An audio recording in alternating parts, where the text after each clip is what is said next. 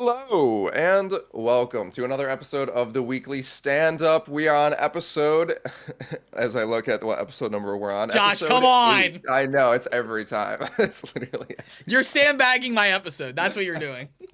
We're on episode 8. Thank you for joining us after our 1 week hiatus. That if you missed us, we are back. Easter Sunday. I hope everyone's having a wonderful Easter Sunday. I am joined by my usual co-host that joins me every week, Jessica Gonzalez. Jessica, how are you doing today? I'm doing great. Fuck Bobby Kotick. Mhm. UIDs are awful. Yeah, fuck Bobby Kotick. Did I do That's that how you right? say that. I feel like that's Yeah, that sounds about right. that's a pretty good Jess impression. Jess is taking the week off. She's gonna spend Easter Sunday with her family. Mike and I don't have families. I celebrate Zombie Day. So I'm here with you all to celebrate Zombie Day. We're just lonely gamers out here sifting through the void. Josh, my girlfriend's picking literally up- in the other room. What are you talking about? We're just two lonely Hey, Karis! incels. Karis, We're can you just- come in here real quick? We're just two. We're just like you, viewers. You know, we have no one, and no one has us. That's so morbid. That's Oh, you not know what? true. I I'm think sure she's playing Apex. I think she's playing Apex, so I don't think That's she's gonna come in. cool. Your girlfriend plays Apex Legends. She's trying. I appreciate. Yeah. Wait, hey, can you give me real quick? Can you what were you saying before, Josh? Oh, that we're just two lonely gamers out That's here true. sifting through the void. Oh, That's all I needed. just me then. Just you. Just me. I guess Just it's just you. me then. Yeah, All right, sorry. Well, that's okay. A lot to talk about this week. A lot to catch up on. So much has happened, but let's start with the most important topic, Mike. What happened this weekend? 100 Thieves is going back to the LCS Championships. That's what happened this weekend. Let's go Thieves! Let's Not what I go! was Are there? Congratulations. Good job. All right, we're going back to back this year. I feel it. It's happening. Is that because of your personal contributions? That to is my 100 Thieves? personal contributions as someone who's logged nice. 0 hours on League. That is I've- all me. It's my personal coaching. You know, I went into the room and I said, guys, girls, NBs and NDays, you know, you just gotta love. And then they went out there like the Mighty Ducks and got it. So Damn, dude, you're such an inspirational coach. I'm so glad that you're leading the 100 hold on, wait, Thieves let me get my coach mode engaged. Hold on. There we go. Coach This mode. now I'm in coach mode. There you go, because I have the little dongle mic. No, congratulations. That's really cool, and I'm glad you're. No, having a what good did time happen over this weekend, so far. Josh? This weekend, first of all, hi, Miss Sil. Hello, Sil. 0708. How you doing? I hope you're having a great Easter Sunday, and I'm glad you're tuning in with us today. I'm sad that you're tuning in with us today, because any day that any viewer is tuning in for our show, I just feel bad for them. I feel bad that you have to put up with me, that you have to put up with Mike. I'm just so sorry. Sil's one of my followers, so actually she puts up with me on the Word. Oh, daily. yeah. So Cool. Well, I'm even more so now. Mike's great. I love it. I represent, at least according to our viewer count, 33% of the viewer base right now, Josh. So you should feel kind of bad about that. It's true.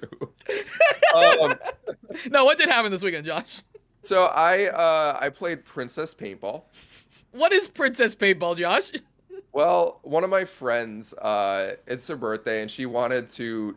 She's kind of a princess. She gets what she wants. So yeah, as you can see in the picture, we played Princess Paintball, and we all had to dress up like princes and princesses and play paintball. I appreciate the Leia Organa take on that one. I Yeah. appreciate Oh that. yeah. That was my roommate and my roommate's girlfriend. One is Han and Leia, and yeah, that was probably the coolest costume. We got Beauty and the Beast on the left hand side, Flynn Rider and I was gonna say Tangled. Who's the princess from Tangled? Oh, Rapunzel. Yeah, Rapunzel. Rapunzel, Yeah, I'm an idiot. Yeah, me and Rapunzel on the right hand side, and then I don't know. My sister and her boyfriend went as someone. I'm not. One is Sleeping Beauty, and then the other one was just a dwarf. One of the Oh, dwarfs. on the dwarfs. Doesn't Yeah. really work when he's so fucking tall. Yeah, no, he's the tallest one there. Also, the most problematic Disney movie. That's true. I also want to point out, Josh, for you know, someone who's there with another person, you have the most perpetually I'm taking a Tinder photo face I've ever seen in that shot. Yeah, Like the half scowl, the like mouth open just enough to show you have good teeth, but not like full smile. Like that's a pose right there. You're a poser. First of all, I don't have good teeth. Coffee has ruined my teeth and forever ruined the whiteness of them. I drink way too much coffee, and don't intend on stopping anytime soon. But you're not wrong about the rest of that, Mike. I have no good defense. Like if the camera's on me, I'm just like in camera mode. I will say this is kind of like a good Tinder photo. I feel like this is like the good like I have friends and I do quirky things like group photo to throw on there. My Tinder is like the just most LA Oh, profile where it is like a psychopath where it's just very professionally laid out photos of me with no one else, and it's like, yeah, this guy's gonna murder me. it's also good for you because you're tall and it shows that you're tall as well. I'm not really that tall. Shut I'm the like fuck up. I'm average height, Mike. Well, how tall are you? I'm 5'9". 5'8" is the end of average height. No, in LA. Average height is. In LA, I didn't say LA. I didn't say LA. No. Did I say LA? I said average height, Josh. Mike, do not make me feel worse about myself. Mike, average where do we live? Height. Where do we live? We live in LA. Anyway, let's see this embarrassing shot of Josh dancing. Oh no. I didn't know. Honestly, I didn't know. Was there no audio on it, Mike? I have I thought audio. there was. Oh, okay. I have audio. Yeah, so that's... Are you watching the share screen? Oh, no, I wasn't. Yeah, That's my see? bad. Look at that. It's almost like I told you beforehand. So once we actually got into it, it was here's the thing about dressing up in just like just cloth. When the game actually starts and paintballs begin flying, I think we've got a video for that guy. Oh, you want that one? Yeah. Not a lot of protection on the skin. Oh, that's loud. And, Sorry, Jack. oh, yeah, it's alright. We can mute that. No, it's good. This is the whistle was right next to the camera. Yeah, that was tough. I have welts like all over my skin. I don't know. If Oh, good movement. Good movement over there, though, Josh. Oh, thank you. Yeah. Oh, yeah. Immediately, I went into tactical mode, and I'm Walk like, out, all of let my my dad Call of walk Duty out. experience kicked in. Oh, that was me when I went paintballing too. But yeah, I've got like massive welts all over. Oh my god! Wait, hold on. Let me go my back to the body. 2cam. Hold on. Yeah. So like. Oh right, my god, dude. Right next to my coffee tattoo, which is how much I like coffee. I got hit like. I got nailed right on the neck. My roommate, like, I just pop up, like, to get a glance of what's going on the battlefield. Immediately, it was like the movie headshot where it's just like right to the head. I'm just like, blah. Oh my god, dude. Yeah, it was rough. That's crazy. So that was fun. Have I told you about the first time I went paintballing and the only time I went paintballing? Oh my god! I'm just like, I got so fucked up. This is the most protection that I had, but yeah, I got to throw out everything I wore that day. So no, what happened on your paintball? My first time, I don't want to go back. I would definitely do paintballing again, but I just haven't had the opportunity. So my first and only time paintballing was for a friend's, I think it was his 10th or 12th birthday, and we all get carded out. And me being the absolute coward that I am, by coward I mean I didn't know I was autistic and had sensory issues, was like, I don't want to get hit in the nards. So I wore a cup. And I was the only one who wore a cup. And the entire ride, everyone's making fun of me that I'm wearing a cup. So the first game, they're like, we're going to do a fun first game. We're going to do all the adults versus the kids, you know, because it's like 15 of you and 4 of them, your chaperones, just to, you know, have fun paintballing your dads or whatever. And so they split us up, and the dads kind of already know what to do. So, like, you're on 2 sides of the court. They're explaining all the rules to us, stuff like that. And we just keep hearing shouting from the other side, like, you ready? And we're like, no. Like, you know, because we're not. Like, we're still hearing the rules. That happens like 4 times. The 5th time we hear, are you ready? And we all go, no. And then 2 seconds go by and a paintball comes all the way across the court and hits me right in the dick. And everyone just stands, mouths open, no words. And I'm just like, what's up? Like, who's the fucking idiot Who's now? the idiot now? Dude, it so much validation. And then I beat like the current jock of our school in a 1v1. That felt good. Hell yeah. And that's how you become the new jock. You just defeat them in a 1v1. No, that's not how that works. And then Mike, that was the day that Mike became the bully. I did have to use all my paintballs. I was out of paintballs for the next hour. My plan was, it was a court just like this one you were on here. I'll go back to it. It's a court just like this one. And my goal was just, if I keep firing, he can't get out of cover. So if ever I'm going to move, I'm just going to fire in his direction and he won't come out of cover because he doesn't want to lose. Because one hand you're out. Part of it is just like, I mean, that's the difference between like any video game and paintball or real war. Yeah. Not that I'm going to compare real war to paintball, but let's be careful here. Let's be really careful. Yeah. But I mean, yeah, like when they hit, they hurt so bad. So it's like you really, when you hear like the shots like going around you and hitting nearby you, you Yeah. don't want to leave cover. So There's a suppressing fear fire, tactic in there too. oh yeah, 100%. So suppressing fire like actually works to keep people pinned down because like you can't just hop out and like, oh, I respawned. If you die, like no. So But it the was it was super fun. So the chat said, "Lost Mario Party," or I think it's Mario Party to a 6-year-old. So don't think you guys can do worse than that. Yeah. I think in terms of our weekend. I would probably lose Mario Party to a 6-year-old too, to be honest. What? Dude, how are you gonna lose Mario Party? Trash at Mario Party. I'm so Oh, okay. bad. So what I'm hearing is we're gonna play Mario Party. That's what I'm hearing. Oh, we can. I'd love to play something. I Great, love Mario excellent. Party. But yeah, so that was super fun. I felt bad for the my compadre that went with me, my partner, who went as Rapunzel, Kelsey Dangerous, who's an awesome Twitch streamer. She's live right now, I think, actually. And has a lot more viewers than us, that's for sure. Hold on, I want to check. I want to go see. Keep talking. Yeah, she's actually a pretty influential Twitch streamer. But she, like, as we're walking out before we even start playing, like, we're just big targets. So like we're walking into the waiting area to like start, and there's a team already playing. And one of us, like one of the that's a people lot of playing- viewers. Oh yeah, that's a lot of viewers. No, I wasn't. That's a lot. she- I just wanted to know how many. I believed you. I just wanted to know how many. It's Chat, it's you're what not she gonna does know. for You have to a- look it up yourself. I'm not saying it. what she does for a living. But as opposed to this, which is we're just having a good time. Josh, I take this very seriously. Okay. Oh, I know you do, Mike. I know you do. As soon as we walk out, she just gets like before we even start, she gets nailed right in the leg. Oh, And- that's really bad. Like cause whatever, I don't know. So, oh, for the record, he had the advantage of having used the Switch before. I have the light, so the Joy-Cons were strange to hold. Oh, you That's played fair. the Mario Party on Switch? That's the worst one. You don't play that one. That's bad. That's where Wait, your mistake was. what are you talking about? The new Mario Party is amazing. No, brand new one? not the brand new one. That one doesn't have motion control games. She's playing the first one that came out on the Switch. Yeah, that one was less fun. That one is enjoyed it. awful. The games are great. The mini games alone are awesome, but the actual design of the gameplay, trying to micro like the gameplay as a whole, did not balance out at all.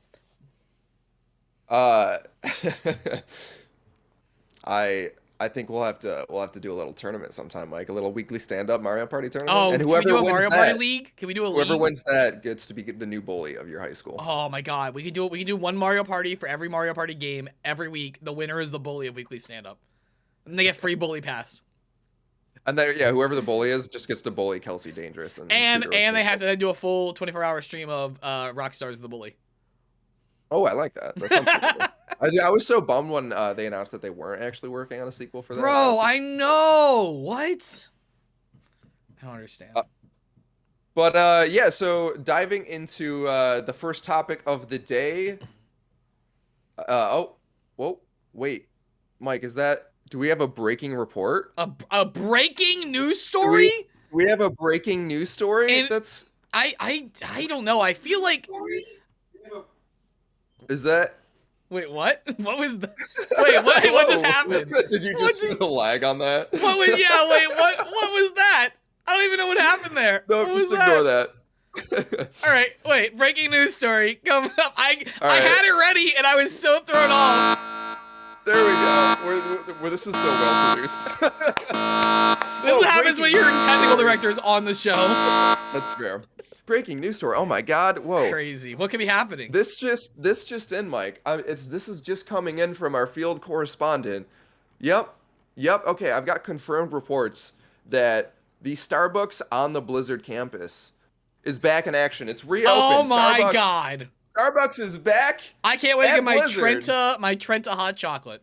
Can't wait. I can't wait to get my $8 venti mocha frappuccino iced cold brew blended triple strawberry. Wait, hold on. My girlfriend shake. loves Starbucks. Karis, what Starbucks order are you gonna get on the Blizzard campus? On the Blizzard? Yeah. What? Probably my usual. What's your usual? An iced coffee with caramel. Iced coffee with caramel. What size? A venti. Venti. That's what she's getting on the Blizzard campus. To be honest, back when I was in college and I didn't know what good coffee was, Starbucks was like what I treated myself out to on like a hot summer day, getting the blended frappuccinos, which were just so delicious to me at the time. And now that I know that there's no actually not There's no coffee. It's just Nothing. coffee flavoring. Yeah, it's literally just like you're eating a dessert, a blended dessert. It's like Don't very tell my girlfriend disappointing. that, she'll kill me. Used to love those things. Oh my god. No, I mean this is great. What I particularly love about this, and this showed up on my feed. I guess it didn't show up on yours, but like one of the first comments that popped up was like, "Hey, look, two places that could be unionized." Oh no, it's down here. I've seen it. I think it's because of how it's like on the tweet directly. It's down here, right here. Hold on. Gotcha. Yeah, I mean, fair point. Those are two places that could be unionized. You know what? Some would argue two places that should be unionized. Here we go. Here. Two places that could greatly benefit from being unionized. But hey, you know, Good choice who's of to gift say? too, Rosie. Great gift choice here. Oh, Something yeah, wrong with our cams. What happened with our cams? Hold on. our cams get messed up. There we go. Bang. Got it. Man, shout out to OBS for adding Control Z functionality. The best update they ever did was adding Control Z. Yeah, That's you awesome. never used to be able to Everything- undo stuff. If you just like actually clicked and like rearranged your whole scene, you had to just like manually do it. I really wish Life had a Control Z. That would be super convenient. That would be nice. Okay, that would be a nice feature. the movie Click, but better casted, better written, and it's about Control Z. Control Z, but you Yeah. only get one. It's like those really annoying apps that you get like 3 Control Z's and then it's like Yeah. you're tapped out. Yes, You exactly. know, you get 3 Control Z's at any one moment and then. But the that's it. character doesn't know that right away, and that's like where the conflict hops in. He does something, he does something like completely like irredeemable or whatever. That's like 4 steps like ahead. So he controls Z's 3 times and then he's like. He decides to like live a day as an Uh-oh. asshole, right? Just because he really hates someone. He's like, oh, no repercussions. And then he doesn't do anything till the end of the day where he decides to Control Z. And then he all goes all the way back, but he can't go back and undo the first thing he did. And then he's like, fucked. Like, oh no, my wife is dead forever. Wait! Did you hear what I said? What? I said he decides to ruin someone he hates' day. He's implied that he ruined his wife's day because he hates his wife. Like, I mean, no, I didn't. Look, there's any number of butterfly effects, right? Maybe his wife isn't the person that he hates, but nonetheless, his wife ends up dead because of what his he father-in-law. He hates his father-in-law. Yeah. Well, We need Jess. This is what happens when Jess is This here. was supposed to be like the shortest little intro topic, and it's already got so off. No, here's my thing, right? All right. I actually have a take on this, actually, legitimately, because I've Okay, seen this over the okay. weekend. So, like, this is where their priorities are. Like, they're reopening an office with no COVID compliance. And they're like, hey, but we got Starbucks. We got the Bucks. You know, like, The essentials. no. The essentials. Does Mike. the They have Starbucks come with the vaccine? Do you get a little needle when you come in? If not, I'm not interested, dude. It actually it is blended with the vaccine. Yeah. Oh, okay, then we're good. Yeah, Give me the double mocha. Yeah. Double mocha with a shot of Moderna.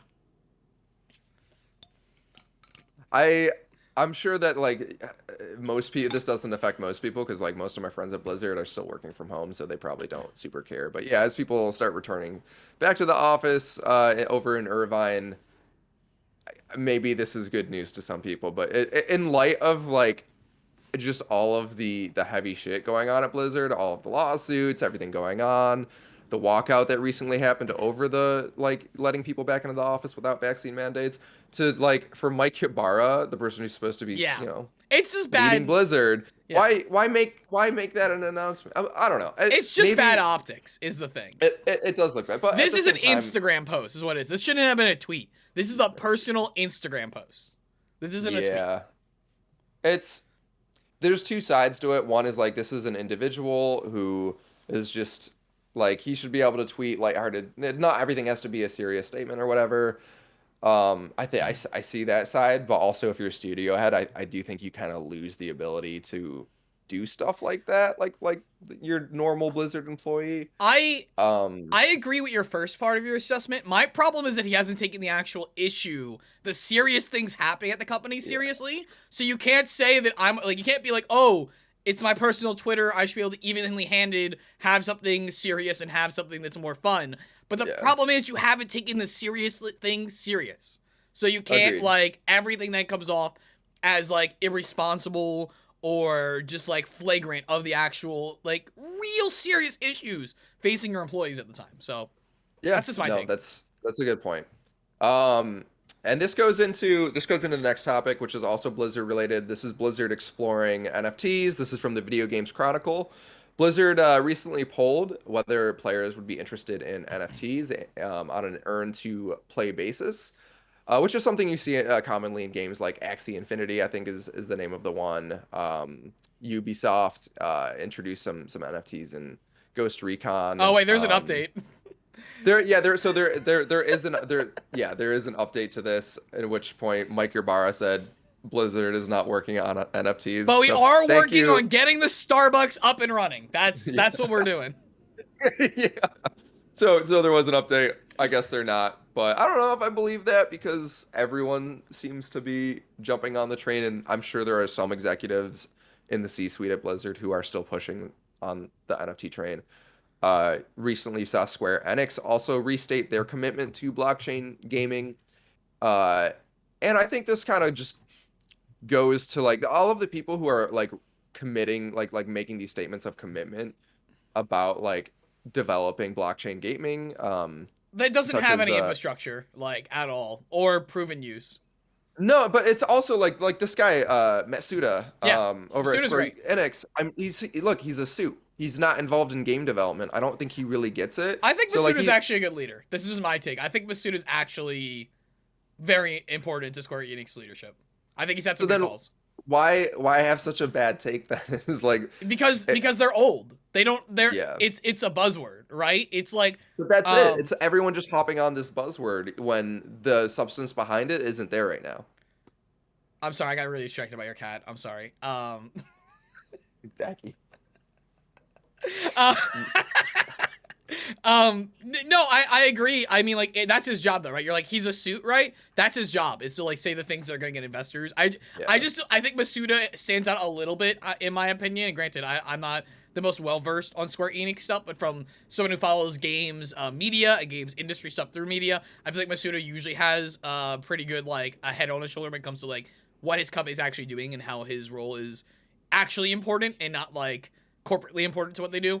But this is just what they have to do, right? This is what all the investors, all the money, they're looking for ways to generate new revenue. They're looking for ways, especially when it took a while. And this is a take I think that I personally have right now with all the games industry. It took so long for these companies to understand the infrastructure for digital was built for distribution and how profitable it was. And I think in this case, what you're seeing is they're starting to see now as physical just dies, not because of their choices, but because of just the like even just the distribution market around the world just completely like falling apart under COVID, right? And understanding that the digital marketplace is where their profits lie. I think now that like all the shareholders are getting bombarded by all these people carpet bombing about NFTs and crypto and stuff like that they're like, well, we're working on the digital space. What are we doing for that? And I think they just have to respond, you know?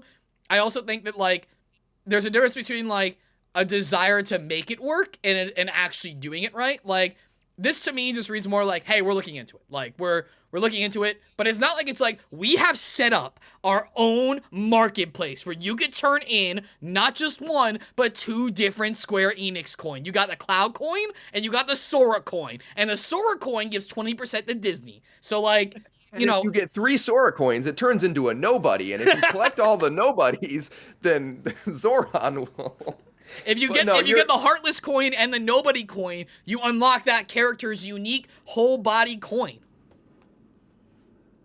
You're totally on point, Mike. Technology at the end of the day is a tool, and it comes down to how you use it. And I just think that most companies have been trying to appeal to investors and just hop on the bandwagon. Yeah, no, you're without right. Really 100%. thinking it out. 100%. You saw that with Ghost Recon Breakpoint. There were some NFTs they released as exclusive item skins or exclusive items, and ultimately what happened with that game is they recently announced that they were going to stop releasing new content for it. So what happens when you have an NFT that is an exclusive item skin, like a weapon skin for a game that is no longer being worked on and developed? Now you just have like this thing that probably has lost most of its value because the game is no longer being updated as a live service.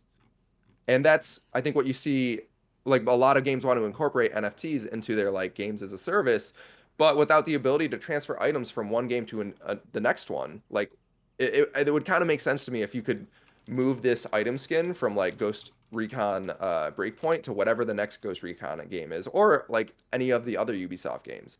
But they haven't announced anything like that. So right now you just have people who have spent like significant money on these NFT weapon skins that are now just like dead in water, you know, for a game that people will eventually stop playing. So. Yeah, it's really sad. And at the end of the day, the consumer is the biggest loser here, right? Because the consumer, when it's coming from a company like Ubisoft, established companies, you're like, okay, I buy their games. They know how to make games. They know how to make DLC and stuff like that. You know, it's like you already have a built-in community trust in this company. So they're like, hey, we're doing NFTs. You're like, cool, it's gonna work, right? This isn't some startup that's like trying a brand new thing.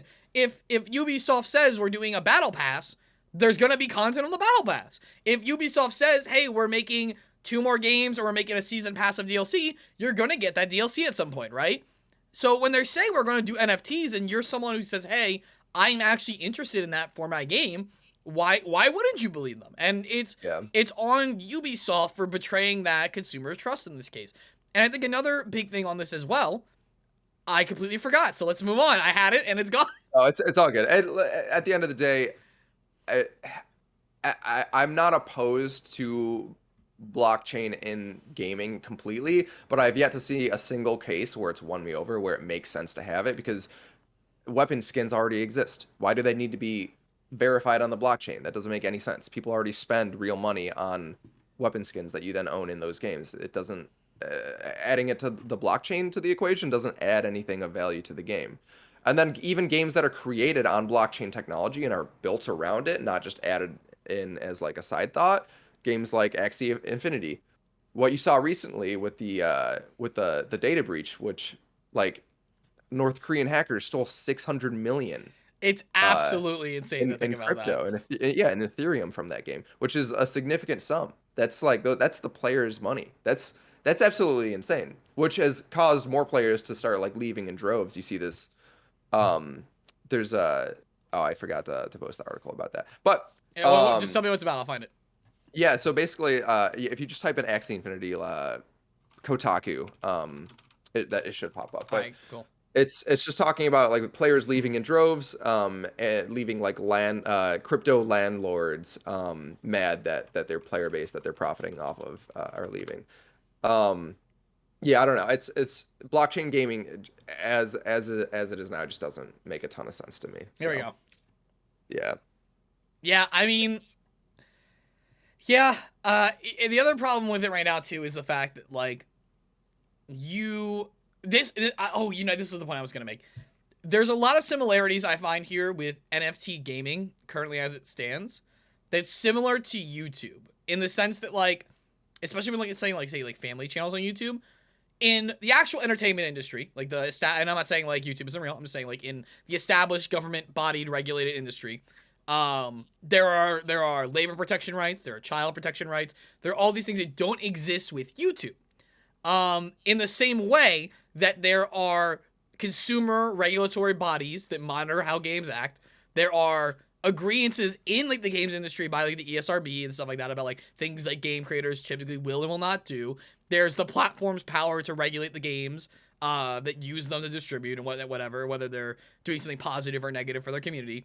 That doesn't exist on the blockchain because the blockchain inherently is something that is supposed to be free market, unregulated, uncontrolled by corporate. But if it's unregulated by corporate, it's unregulated by consumer protections as well. And that's where you see people getting scammed out of their money. That's where you see complete IP theft, whether that's NFTs or even in games, right? Don't quote me on this. This is something I remember reading on Twitter the other week. But there was basically, I got reminded by seeing this one, that like there was like literally someone took an older Pokemon, like I don't know what you call them, like not custom game, but like there's a term for it, but like their own like original Pokemon game that Nintendo ends up usually striking, and they put it on the blockchain, and then they like used like crypto to distribute it basically because it could be protected on the blockchain from like cease and desist and stuff like that.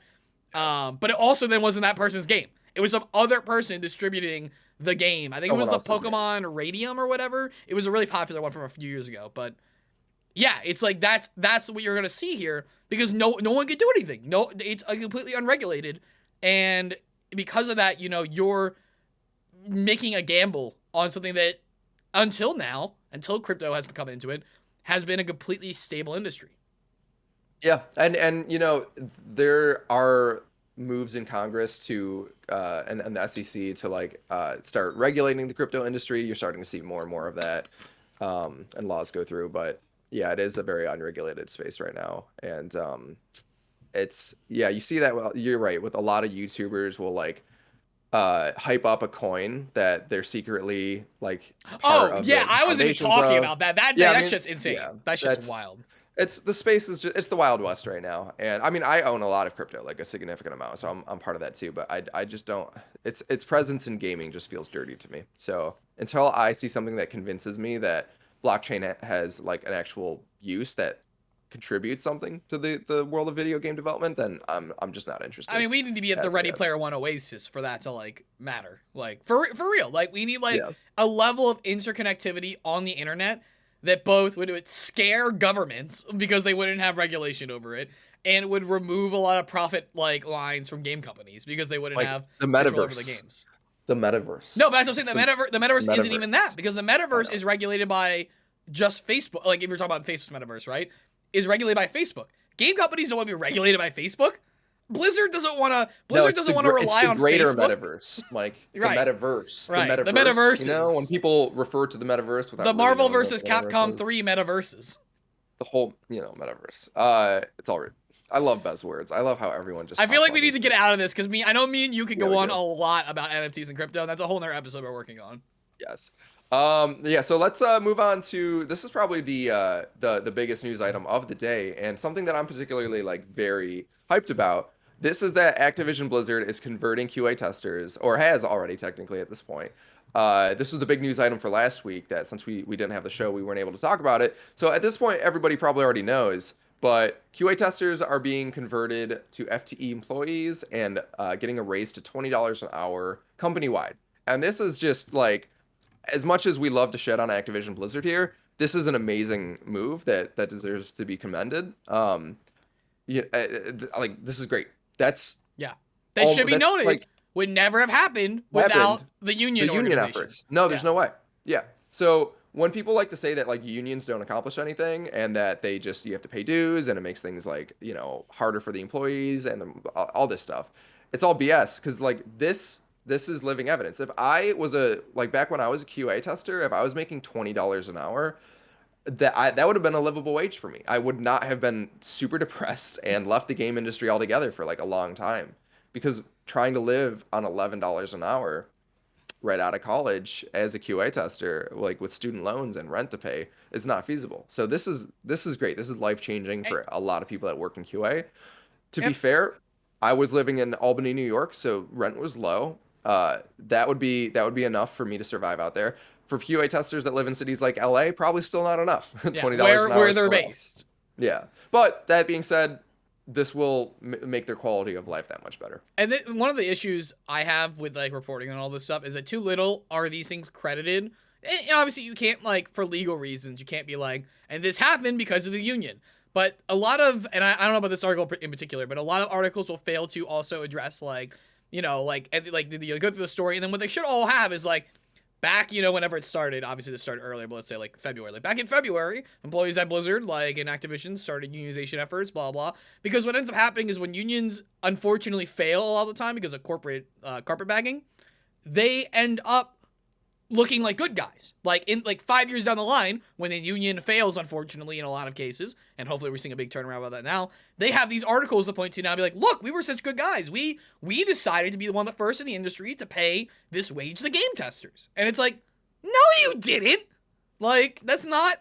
So that's just one of those things where like I always personally try to hit on. It's like, this is not something Activision did. This is something the employees made happen through their hard work. Yeah, absolutely. Speaking of And, Activision, I think we have a call coming through. Hold Oh. on, let me try to We have a patch call? something through here. Yeah, hold on. Oh. Would Bobby Kotick like Yeah, to it's. comment? He's Do you want me to calling let in? him in? Do you want me to let him Yeah, in? no, we can. Yeah, God. All right, okay. hold on. Give me. I'll get So him, Bobby Kotick's calling in. All right, he's coming in. Give me 1 second. I'm getting him out to the room. Thanks for having me, Josh. There you go. All right.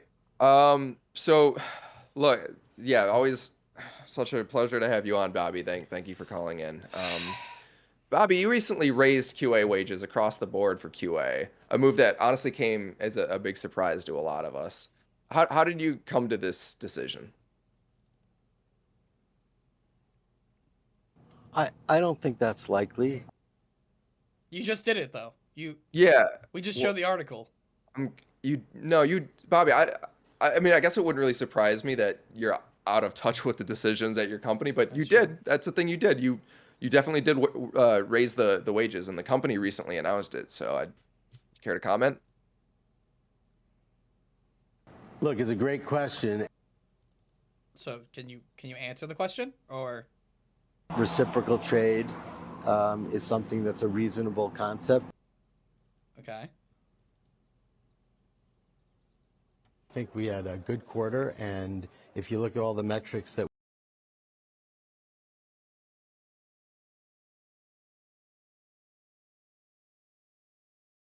if that means Yeah. a 50% pay cut, I'm fine with that.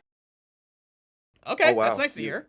that's shocking, honestly, that you're A fine with 50 that. So wait, what? How much money would that be then, Josh? If he takes a 50% cut. 50% of all the world's money is half the world's money. Yeah, but I mean We that's think great. So that we've explains how you're paying for established this. a great Wait, sorry, middle- Bobby. What were you saying? We think that we've established a great middle class. Okay. Sure. I mean, I don't think you did that. I also would disagree. Yeah, I mean he's once again taking credit for, but no, it's fine. Go on. And as we've started to see the real middle class customers, we're sort of at the beginnings of what the middle class will be like. And in that race for middle class, it started to become apparent that there were a variety of resources and talent that we needed in order for us to be able to continue on that journey. And so as Phil and I started to have those conversations, we realized that now is a perfect time for China. He's still on it. You know, Is your Mike, broadcast coming from China, Bobby? Because it still sounds like shit. All right. Well, it sounds like he's finally getting a whiff of the coffee. You know, he's finally smelling it. He It's the sees Starbucks. labor. That's why they opened the Starbucks again.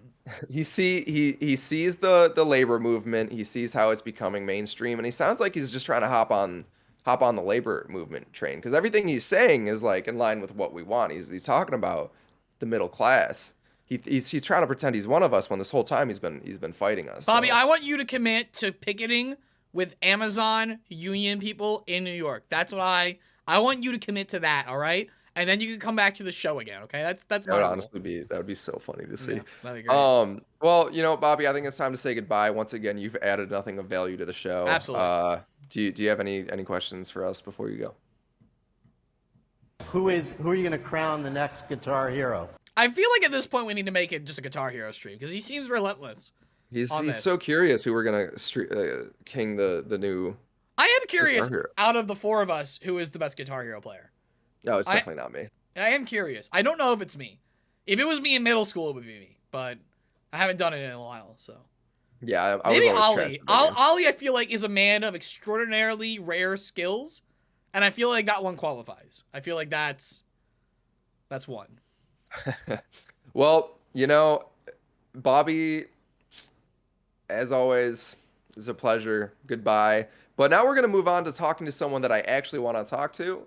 That is Blake, a former... I'll just leave. Blake, a former QA tester. Oh, no, Mike. Wait, no, that wasn't... That was in regards to Bobby. That was not in regards to you. No, you don't gotta sugarcoat it. I'll get Blake in. Give me 1 second.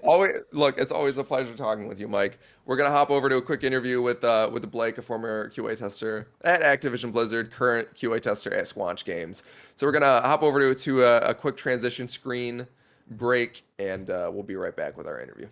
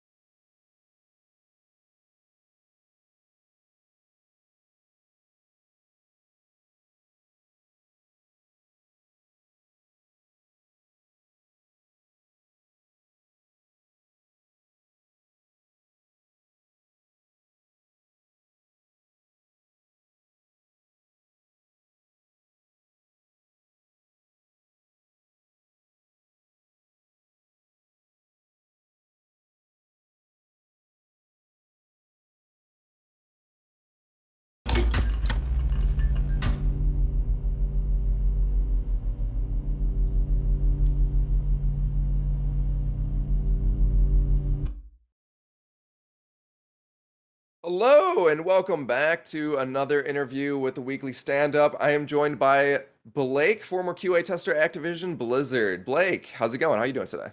Oh, it's pretty good. How about you? Oh, just enjoying my Easter Sunday surrounded by all my loved ones, as you can see. Beautiful. My wonderful little cat Daggy. How's your Easter Sunday going so far? I'm just chilling. I'm playing games. I was thinking about this. Like I moved back to Minneapolis, which is my hometown. My mom lives here. I was really excited. My mom is in Vegas right now Oh, for nice. Easter. Your So mom is cool. yeah, she's much cooler than me. So I'm like sitting at home playing video games, and she's in Vegas right now.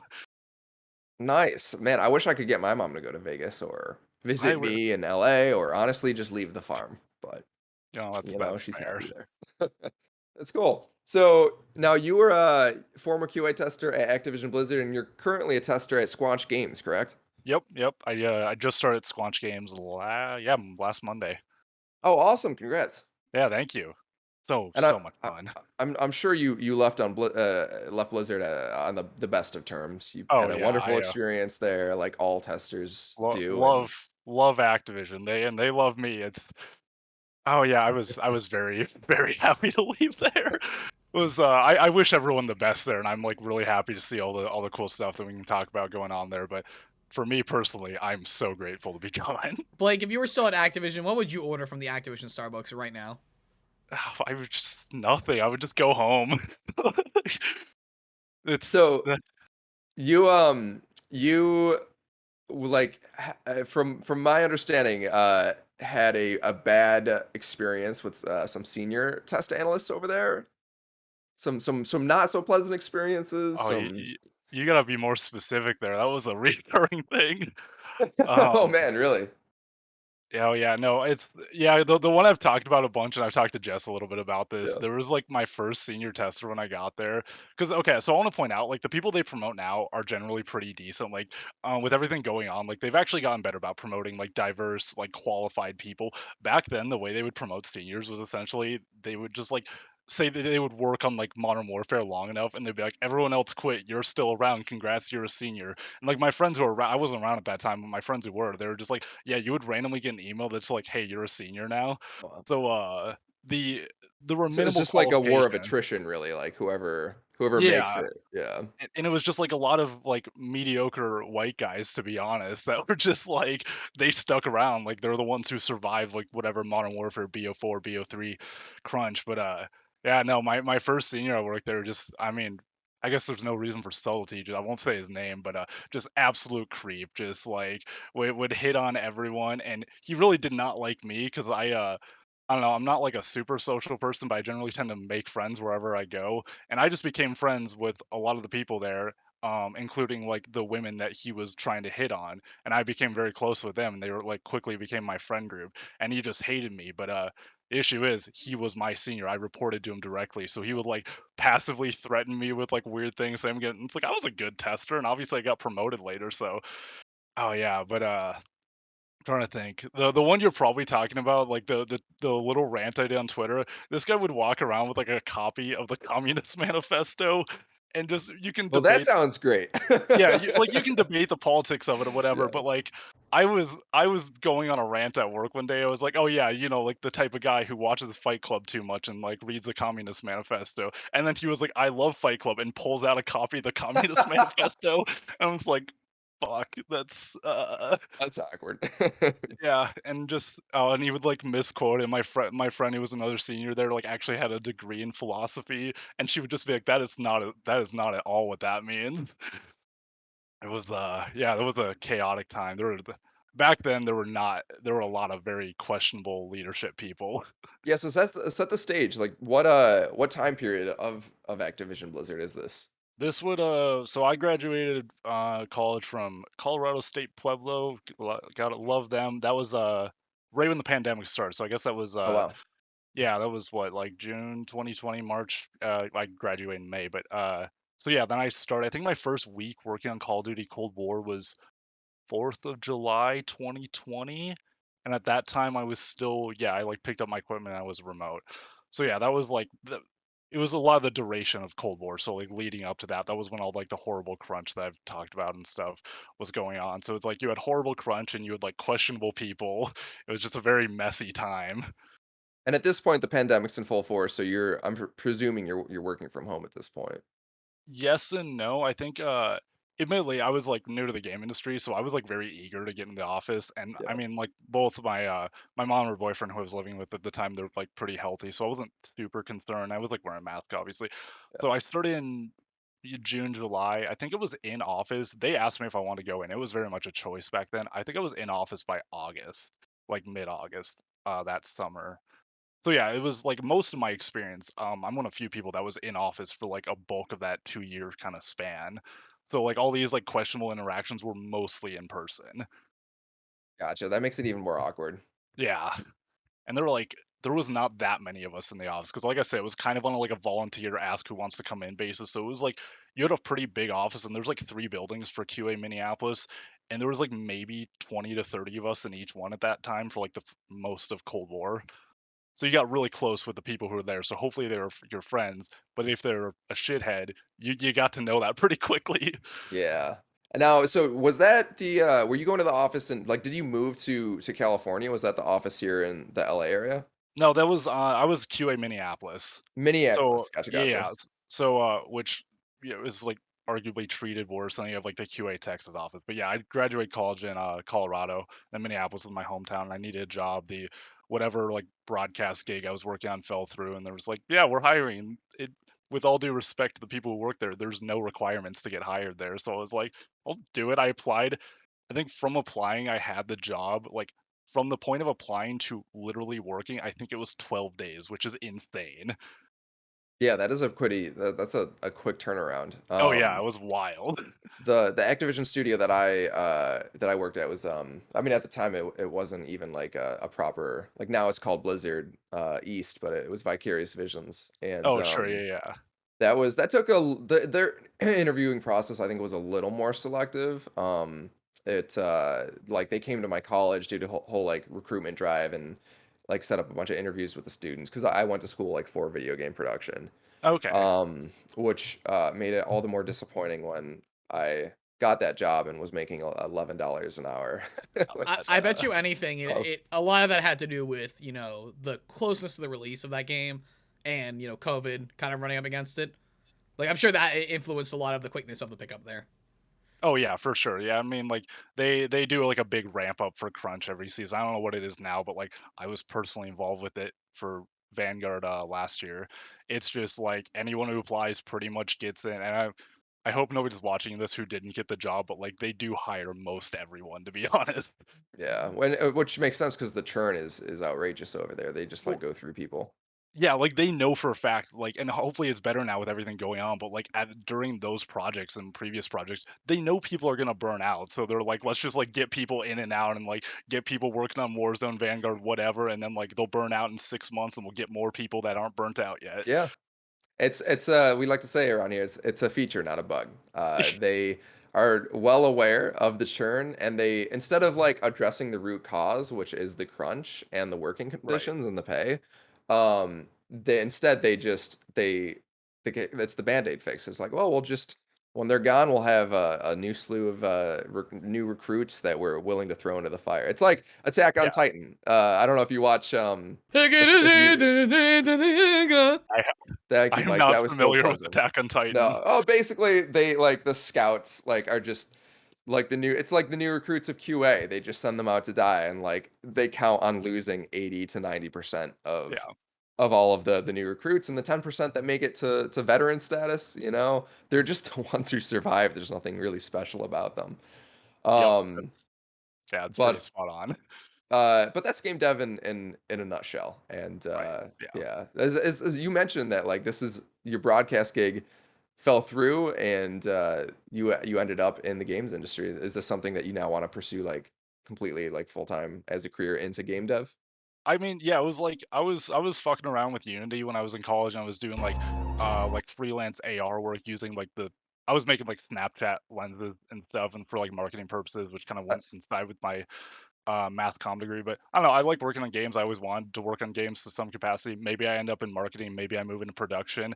I don't know. Like when I talk to people about like future plans, I'm just like, I like working on games. I don't really. I'm not one of those people that's like, oh, I need to like get out of QA and do some stuff. It's just like I don't know. As long as I'm working on games and making decent money, which is like that's the incentive for getting out of QA, in my opinion. I think if QA like had more full-time employees and decent benefits and paid more, I don't think there would be that mindset of like get out of QA and go to production or programming or art or whatever. Like if they just paid a livable wage, I think you'd have like a pretty solid like QA career foundation sort of for people to follow, you know? Yeah, yeah, which makes Blizzard's recent move. I mean, it surprised me, it shocked me, but Right? Yeah. I applaud them for it, frankly. That's huge for a lot of people. Like, what was minimum? Like, were you making minimum wage in Minneapolis when you were working as a new QA tester?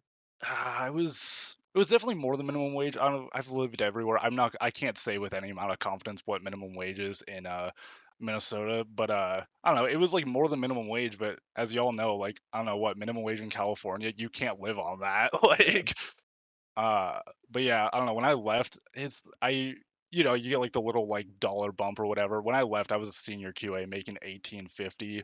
So imagine with like the $20 base, seniors are probably making 21, 22. I haven't talked to my friends about their pay yet, but I'm assuming it's somewhere around there. Which I don't know, like 18.50 was decent to be honest, because I'd been making much less than that, like working on Cold War and stuff, but Yeah. still not great, you know?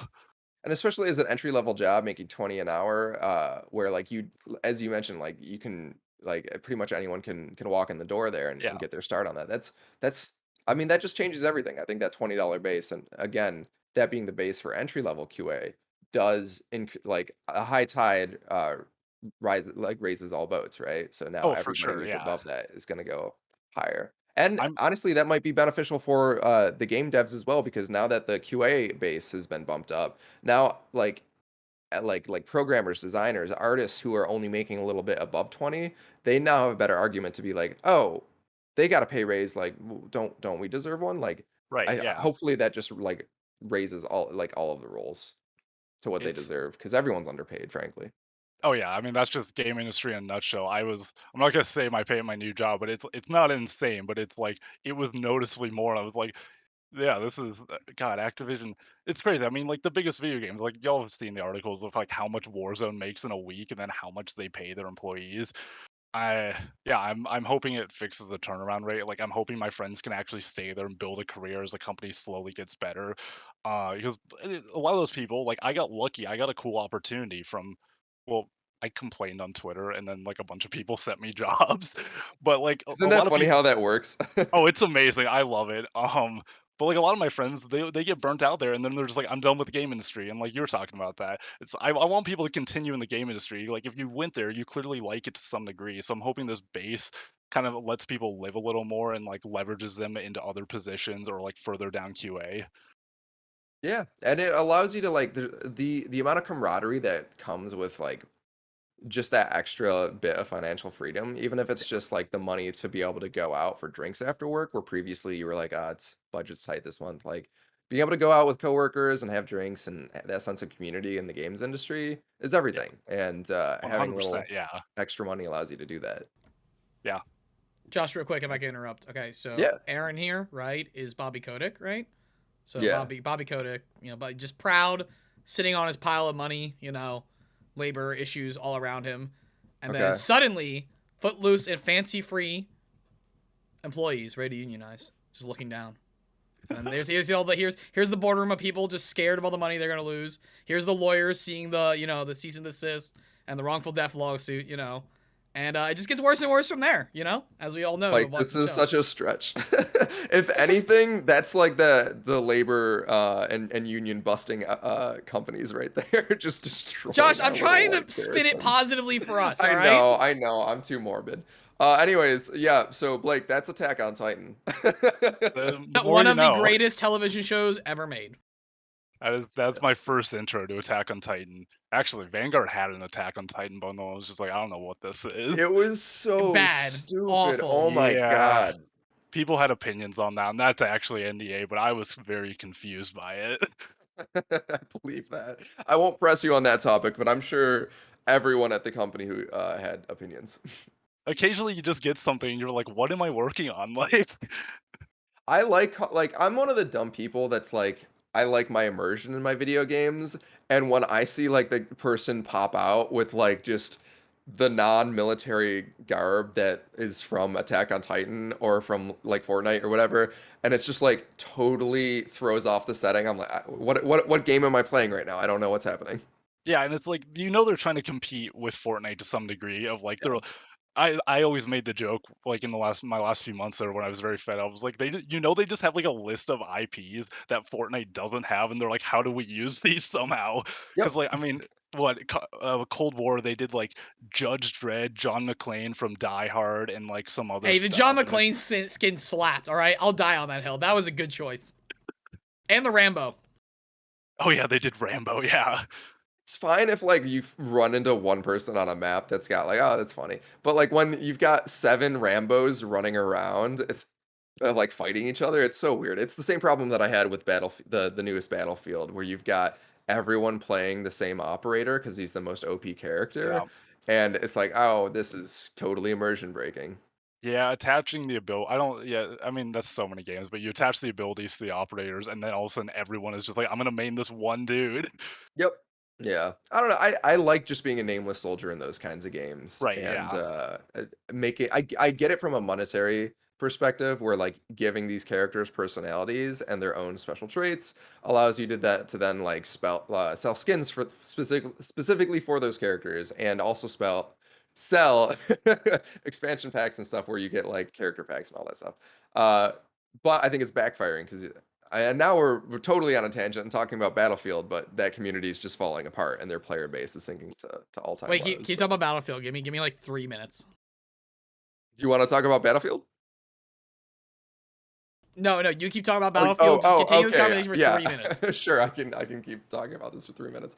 Actually, I don't know if I have more to add to that Battlefield talk. I just don't like the direction that it's going.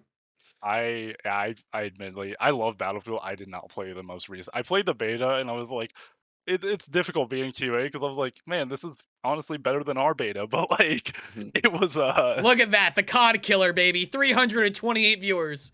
There we go, the COD Wait, killer itself.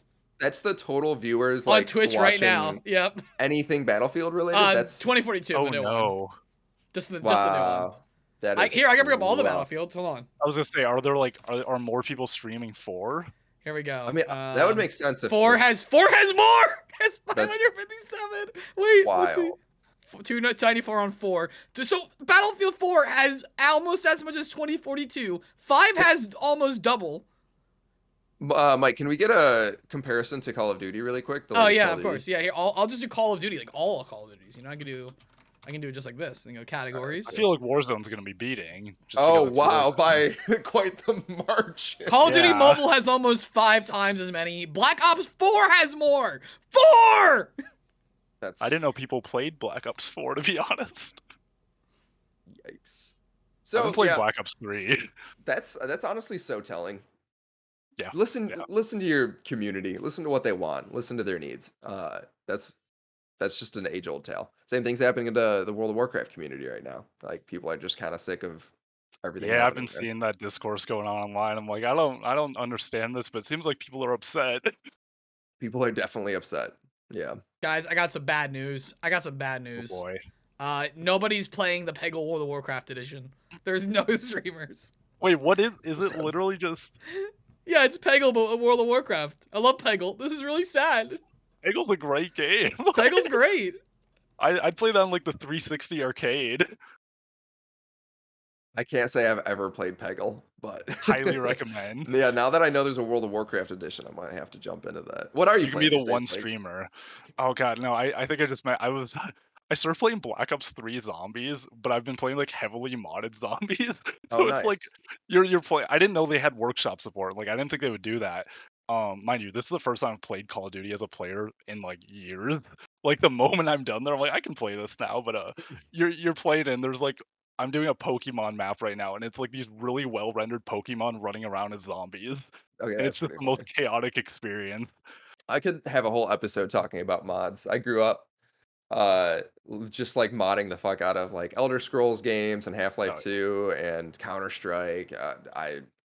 back in the day, everything like the devs released mod kits for Right, everything, yeah. SDK kits. So it just added so much longevity to games. Like, I mean, yeah, you can see that with Skyrim still, like, yeah, people still playing it to this day. People still streaming it on Twitch. Like, Mike, bring up how many people are streaming Skyrim right now.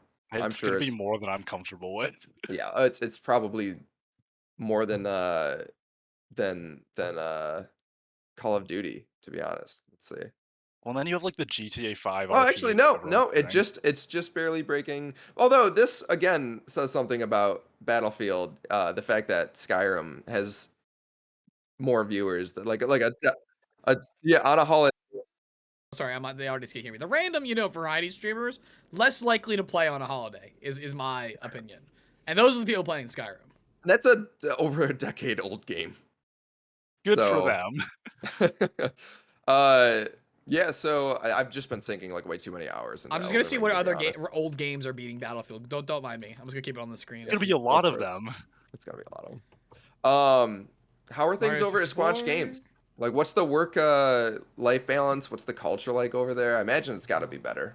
It's noticeably better. Like, I just started, and a lot of my week was honestly just, like, sitting in meetings, onboarding, or, like, setting up my work from home thing. Because I don't know, like I said, I was, in office at Activision, I didn't really think of this, because Squanch, I think they're based in Raleigh, and I'm nowhere near Raleigh, so I went and just bought another desk and put it, like, 2 feet to my right, so now I have this whole ass other gaming setup.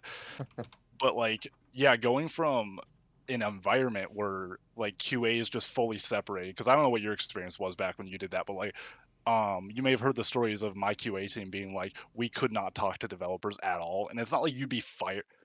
There were some cases in the past that I heard about, but in my team, you wouldn't necessarily be fired, but it was like, yeah, don't talk to the developers, don't talk to these other teams. If I say, like, even as a senior QA, which I was for the entirety of Vanguard, if I wanted to, like, know how a thing worked, like new game mode, and I'm like, I don't understand this. There's no tutorials. If I want to understand how that worked and, like, talk to a designer, it would be like a game of telephone over the course of like a week, trying to, like, talk to the right person, never talking directly to. Point being, so that was, like, kind of a mess, and part of it's just you have a studio that big, like, honestly, you can't have communication gets weird when there's, like, thousands of people working on a project. Yeah. But with Squanch Games, my QA team was, like, 100 plus. Squanch Games, my QA team is 3 of us, plus, like, a small external QA team, and the studio itself is, like, 60 people. So for me, being in meetings just with other departments and talking to producers and, like, working directly with all these people is insane to me. And it's like I keep having these moments where I'm like, "Yo, this is awesome," and they're like, "Who hurt you?" Like, I'm sure there's a lot of PTSD being brought in. oh yeah, and, like, a lot of that studios, I've been talking to people there, it's, like, a lot of, like, former AAA people, so they all They most of get them it. get it completely, Yeah. yeah. But, That's awesome. Being in those it's so meetings much makes such a fun. difference. Like, the feeling of like belonging to the collaborative process and being able Exactly, to yeah. contribute in those meetings, like that makes all the difference in the world. Yeah, they're, like, asking for QA's opinion, I'm like, "Y'all give opinions?" Like, it's a good time. I'm having fun. I'm excited to see what, happens with Have you that ever studio seen going forward. Ted Lasso? I have not. I need to watch it. I have not seen So it, though. good. My man needs I to was watch some TV. I was in Crunch for, like, 2 years. yeah, that's totally understandable. I just, like, quit watching things in general, god, it was. Yeah, nothing exists. Nothing else exists outside of the trenches when you're in the Oh, trenches. straight up, yeah, I took like, a 2-week break in between Activision and Squanch, and I just didn't know what to do with myself. It was like That's the other thing. You can't even enjoy the time off because you're just like your body is depleted, and when you're enjoying yeah. that R&R, you're like, I don't want to do anything. Oh, yeah, because we did, like, I've talked about this a bunch, and, like, there were, like, some Polygon articles where I talked to Nicole Carpenter about this, but it's like, there was, like, a good 2 or 3-month period, and I genuinely don't remember that well because it's all such a blur working on Cold War's Crunch, where it was like, you'd have maybe, like, 2 days off in, like, 1 to 2 months, and it was just insane. Like, you go to work, and you don't know when your next day off is, and you're waiting on, like, this singular day off rotation. So back then, it's like, it's just day after day, like, you don't know what's going on at that point. All the days blend together. Mhm. But I'm glad you were able to get out of that. I'm glad you're at a better place. And for the people who are still behind, because I'm sure you, as well as I have, former friends and colleagues who are still at Activision Blizzard, and hopefully these recent developments mean the turning of a new leaf for the company and less situations like that. Yeah, and it definitely seems like it. I mean, like the moment I left, which is kind of funny and like good for them. I'm no, there was a brief point where I was like, oh man, maybe I should have stayed, but I'm like, I'm still getting paid noticeably more, and I'd still have better benefits. But the crunch is getting better. Obviously, the pay is getting better. So like, do think they're turning it around. But part of me is also in the back of my mind, like, I don't trust this. It's Yeah. awesome, but I'm like, I've seen what this shit that company will pull, and like so much of that leadership. It's not just Bobby, you know what I mean? There's so much questionable leadership there. Yeah. And it's this is all reactionary, right? So once the bad press starts going Yeah, away, exactly. does it just go back to the way it was? Like, I don't know. I'm assuming.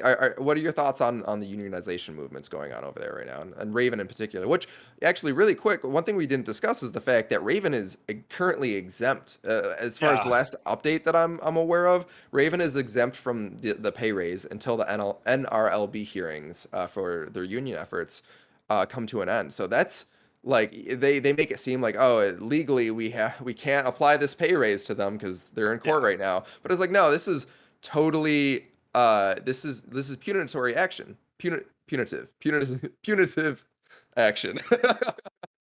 It's which is illegal. Like you can't do that to you Yeah, can't they're like, like, our hands are tied. Oh, we can't. This is on you. Like, yeah, that's it, it's totally illegal to punish people for trying to unionize, but that's yeah, what's that happening. I'm I'm hoping I'm hoping that this doesn't convince people. And their goal was to convince people to be like, "Oh, look, we can be good on our own without the unions." And I admittedly wasn't super involved with all the union conversation. I signed the card and all that, but at that point, I knew I just had to leave. That was my solution. And I, as like a senior, there was a weird gray area where like the testers reported to us, but we got paid more than like $1 more than them. So we're in a weird gray area where like we couldn't tell them to do a thing. So like for us to be main people in that conversation was kind of odd. So a lot of us like stepped back and just quietly supported it, but I'm hoping people don't see that and it'll be like, okay, we don't need the union. And it seems like with everything Jess and Kate and all those other people are doing, like most people are still on board with the union. So I'm praying that goes through fully and Raven like beats Activision. Yeah, I hope so. Because it's, again, it's totally illegal what I, they're I Yes, have a doing. like que- straight up. I have a question for Blake. Yeah, what's up? So now that you kind of like went from being like one of the biggest, arguably the biggest studio in games to something a lot like smaller, compact like Squanch, like, is there anything you could take away from your time now on the smaller team that like bigger studios like Activision could be doing better for their QA testers? I mean, pay them more.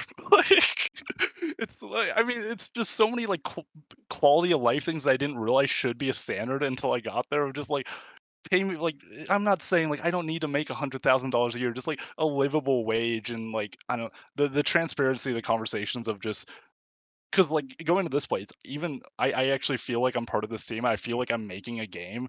When I'm working on Call of Duty, I more or less, even as a senior, I was just like I'm just doing a thing. I'm not necessarily I am working on a game, but like I definitely hit a depressed point where I was like, I don't know if what I'm doing actually means anything because you just have so many people that you're like churning out tasks. You're like, is this actually affecting the game, or do they just like have people running on a treadmill for the sake of people running on a treadmill? Because that's what it Mhm. feels like. You're like especially in crunch, you would have days where you just straight up aren't doing anything. You're like, why am I actually here? Like, Yeah, um, and honestly, like, to add to that, maybe, advice would also be to involve testers in the design and collaborative process. exactly, Like, yeah. whatever your interest is, whether it's art or design, get those people in those meetings so that they feel like they're a part of it. Because that, like, if you, It gives I you don't more know, incentive to do your job better, honestly. exactly. If you feel like you're contributing and you have a stake in the game, then obviously you want it to succeed, as opposed to what you mentioned, just doing a task because you were told to do it.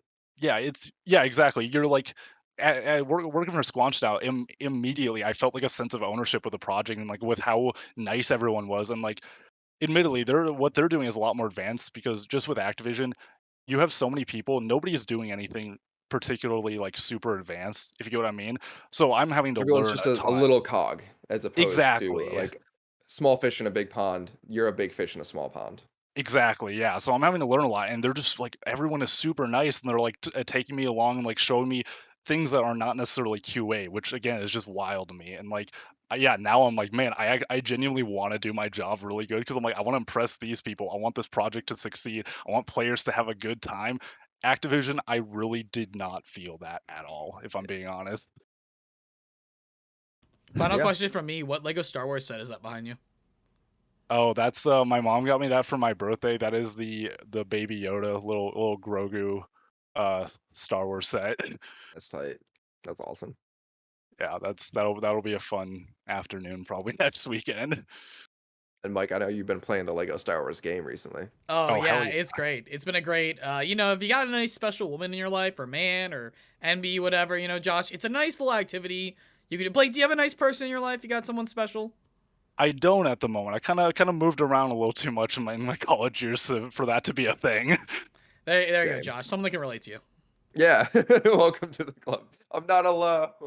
Josh is the only Um, single person on our team. Yeah, Nice. it's always so fun in our meetings. Um, yeah, also like all of the memes in I've been watching a lot of YouTube videos on the Lego Star Wars game and just all of the memes that they've worked into it. It looks Oh, amazing. there's so many subtle jokes when I was playing through that like blow me away. Kids have it so good. Kids have it so Oh, yeah. good right now. I played the hell out of the original games. I could Oh, not same. imagine having this game as a kid. Oh my god, this was like what I remember playing them growing up and I was like, this would be like so cool if it was like more like over the shoulder and like when you shot you could like see the reticule and everything that I wanted in those older Lego games, they have made like they put it in this game. And it's more. the perfect So much and more. content. It's the perfect Lego game. Like perfect. It's perfect. It's yeah, I admittedly I grinded the shit out of it and like I did the New Zealand thing, which I don't know if you guys know what that is, where you like set your Xbox to New Zealand and you can play it a day early. Because I wasn't working at this point and I was like really excited for it. So all my friends were playing it like day one and I had already beaten most of the game and I had like all the multiplier, so I had like 50 billion studs. I know life that for a couple days. Can you imagine how fun it would be to QA that fucking game? That I don't know if Dream. you read the articles. I don't think it was that fun. Oh no, was it not? Oh, I have that's not read what. the articles. Oh yeah, I Oh talked to a no. few people. I'll send you the Polygon article after. I think it was Polygon. God Their damn. QA team. It seemed like we're treated arguably worse than Activision Blizzard. And I Uh, don't know how much of it, but it was Well, it like was Warner, right? Did it? yeah, Warner, like Warner what Brothers. Warner TT Games. I don't know how much of that's the same company or if it's like an Activision Blizzard thing really. But that they apparently they had like QA worked in like a central area called the Cube or something, and like they weren't allowed in other parts of the building, and they like couldn't talk to other people without supervision. It was wild, which is why I feel a little guilty talking about the game. But yeah, How do companies keep getting away with this? I don't understand with everything that's going on today and all oh of the labor yeah, movements. Like how like TT Games. I How can you Yikes. operate 6 like former this? employees who worked under John Burden, co-founder, creative director, says he would often yell at staff to return to their desk if they tried to leave work on time. Look, John, this is a personal shout out to you. Listen, Mr. Burton, fuck you. Fuck you, sir. Not Fuck you not for the way not that you treat people. not the director Burden, by the way. Let's be clear. Yeah, no. Specifically, this game director, Burton. Fuck you, and fuck the way you treat people, and fuck everyone who it works in game dev who's like this. Like it's just unacceptable behavior at this point. You're part of a team. You work in a collaborative like there is no industry more collaborative than game development because like right, even in yeah, the film industry there are really I mean the director and the writer they do call the shots at the end of the day in game development everybody contributes to a piece of the pie everyone oh gives yeah. feedback unless you're in QA in a lot of companies unfortunately but there's just like no what this authoritarian attitude and the ego trips of the creative directors at companies like this it's unreal. Yeah, that's. I mean, yeah, what you said, that was like kind of what got me why I wanted to do games. Whereas like I I'm a little ADHD, like I like to learn a lot of skills. And I was like, game development's one of the few things that combines like art, music, just programming, like every area of art into one like cool interactive piece. And I was like, this is awesome. And I went Yeah. to Activision, I was like, this is questionable. Yeah, unfortunately, even at VV, Vicarious Visions, before they became Blizzard, we were even allowed into some of the brainstorming meetings back when I remember we were working on Destiny 2. Um, there were some like we had just been assigned one of the expansions to work on, and during the ideation process when everyone's coming up with ideas to pitch, and then had these like little breakout meetings. They allowed QA to be a part of it. You could sign up, and I sat in some meetings with like some of the executive producers and get like lead game designers and stuff. And here's me at the table, like little QA Josh, and I'm like, I'd like to give my opinion, please. And it felt awesome. It really made me care about the company and what we were working on.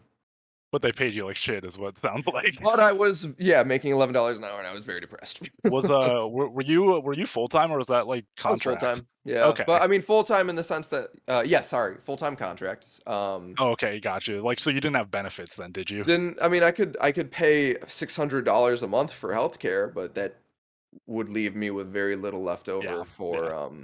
I remember I broke down the math recently, and I think I now make it. Let's see. Let me do it again. Dot, dot, dot, dot, dot, 5 times 4.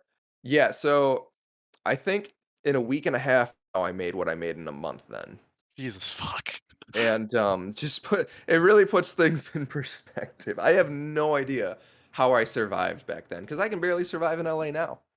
You Right, know, yeah. like, Oh yeah, so you were in LA with Vicarious at that time? oh no, I was in Albany, New York, Oh yeah, yeah, which yeah. is way cheaper. But I really couldn't afford to do anything. I could afford rent. Right.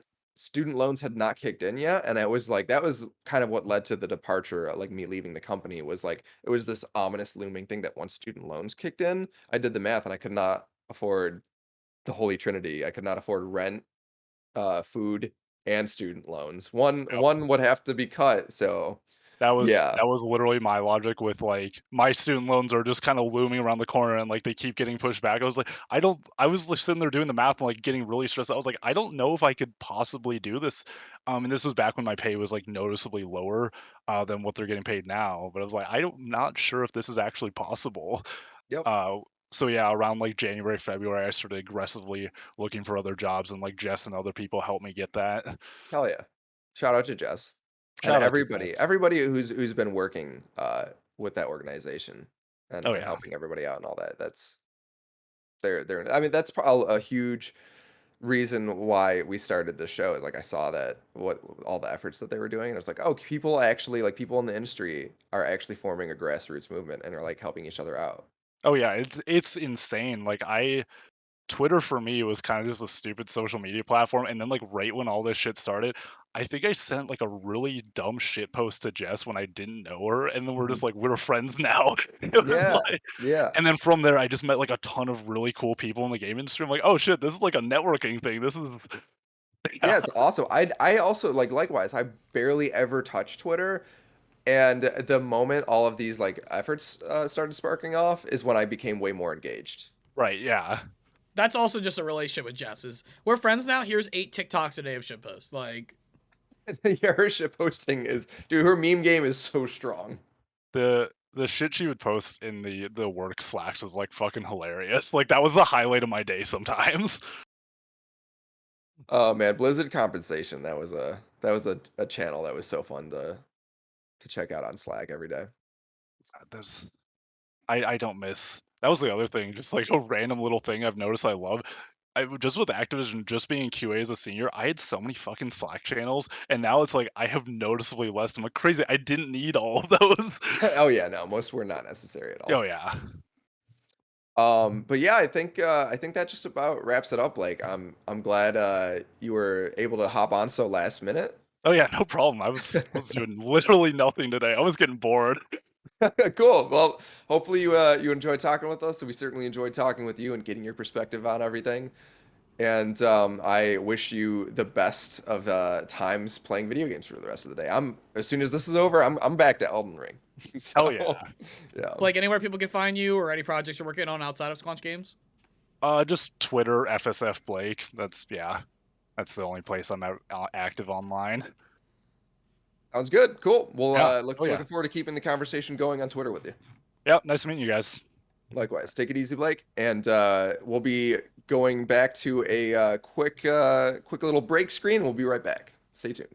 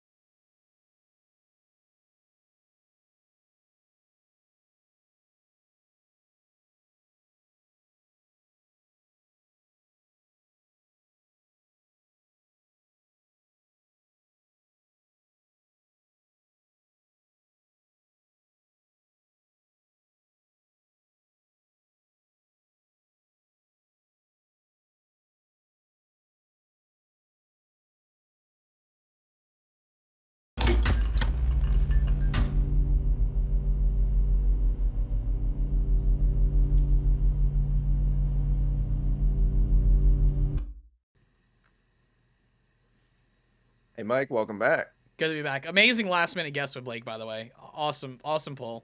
Yeah, it was super fun talking with him. I'm glad he was able to make it. It was one of the, like most things on this show that I did last minute and pulled together. It was like, oh, you know what? It would be fun to talk to him. He's probably not available, but why not reach out? You want to know So something else fun? What's up? Overwatch currently has 20 times more viewers than Battlefield 2042. Just Well, as a that's not metric. that I'm less surprised about because Overwatch is it's kind of evergreen content, right? I mean, the fact that the Overwatch League, even though it's not performing up to Blizzard, like what Blizzard like wants out of it, the fact that it's performing as well as it is for a game that has not received updates in like a year or two, and But Josh, we're getting one new character for $60. wait, what are you talking about? Overwatch 2. Overwatch? No, there's more than one. No, I know. We just know about one. Okay, Like gotcha. that's the Twitter discourse right now from like what was released last week. It's like, oh my god, we waited 6 years and get to spend $60 or whatever, maybe even free to play for one character. We beat that horse dead No. during the Overwatch League episodes, but yeah, the expectation for that game, like, there's no way to Way live too up to it high. at this point No, because way too high. it's been delayed too long. Unless it's literally like Lego Star Wars open world game at the same time, like no way, no shot. Open world Overwatch. Honestly, buy open it. world Overwatch sounds fun. Dude, Why I does would that like. sound good. I love the actual world and like characters of Overwatch. Like Yeah. there's okay. So I have like as like an autistic person who is also a performer. I have go-to pieces of media that will make me cry or emotional if I need to like do like a crying scene. One of those is the opening cinematic to Overwatch where you boot up the game of Winston's message. I cry every time. Every time. Also, back when it was originally announced, the trailer for Overwatch 2, like that brought tears to my eyes. Oh, 'cause, I like, cried at work at that trailer. Yeah. Yeah, I cried. that was phenomenal. I mean, give it to Blizzard. They make phenomenal trailers, and their CG and writing is always Just super give good. me the Overwatch show. Give me the Apex Legends show. Give it all. Yummy, yummy, yummy. You said it, Mike. I did say it. That's Can't what I say it said. better than that. Back You know what isn't to- yummy? What's not yummy? I'm gonna transition this time. You know what isn't yummy? $20 per article at IGN. Whoa! Yeah, so my alma mater, IGN, just made. How did they think this was a good idea? I'm sorry, Kat Bailey. I don't know you. Most of the people that I worked with back when I did work at IGN are no longer with the company, and the people who are still there, I have nothing but respect for like they, Brian Altano and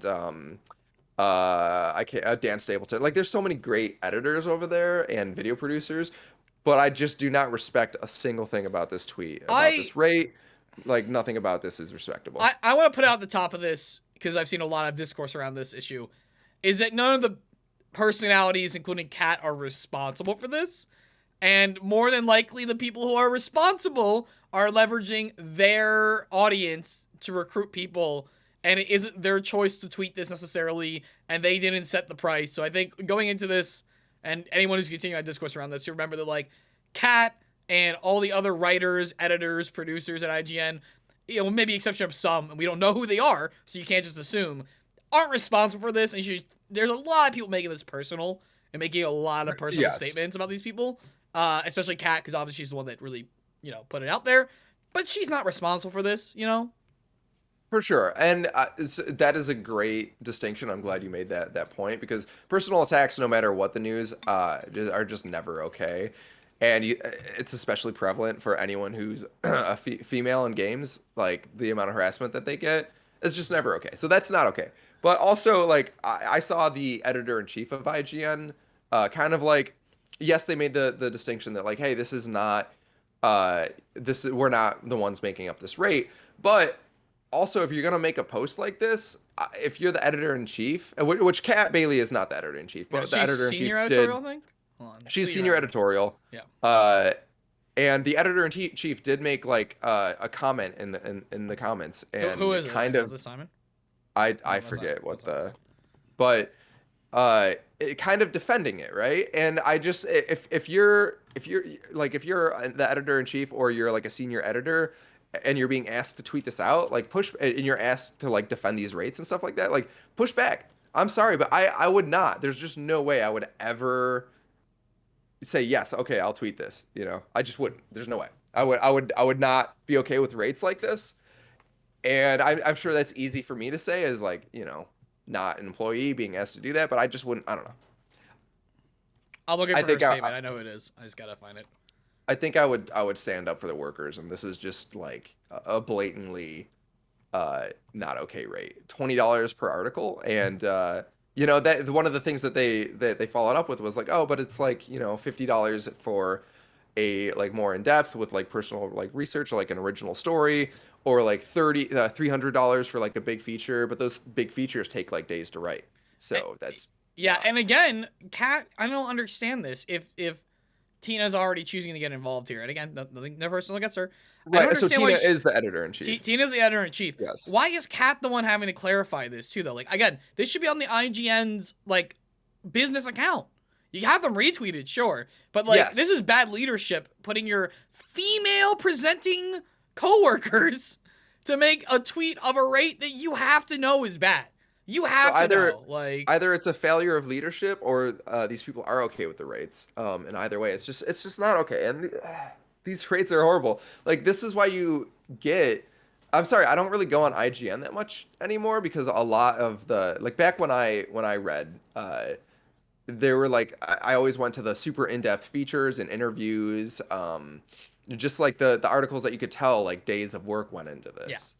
And that's, you don't get content like that for $20 per article. You get quick little like, oh, I saw this on this news site and I'm just going to repost it. And oftentimes not credit So- whoever originally posted it, which is a whole other thing.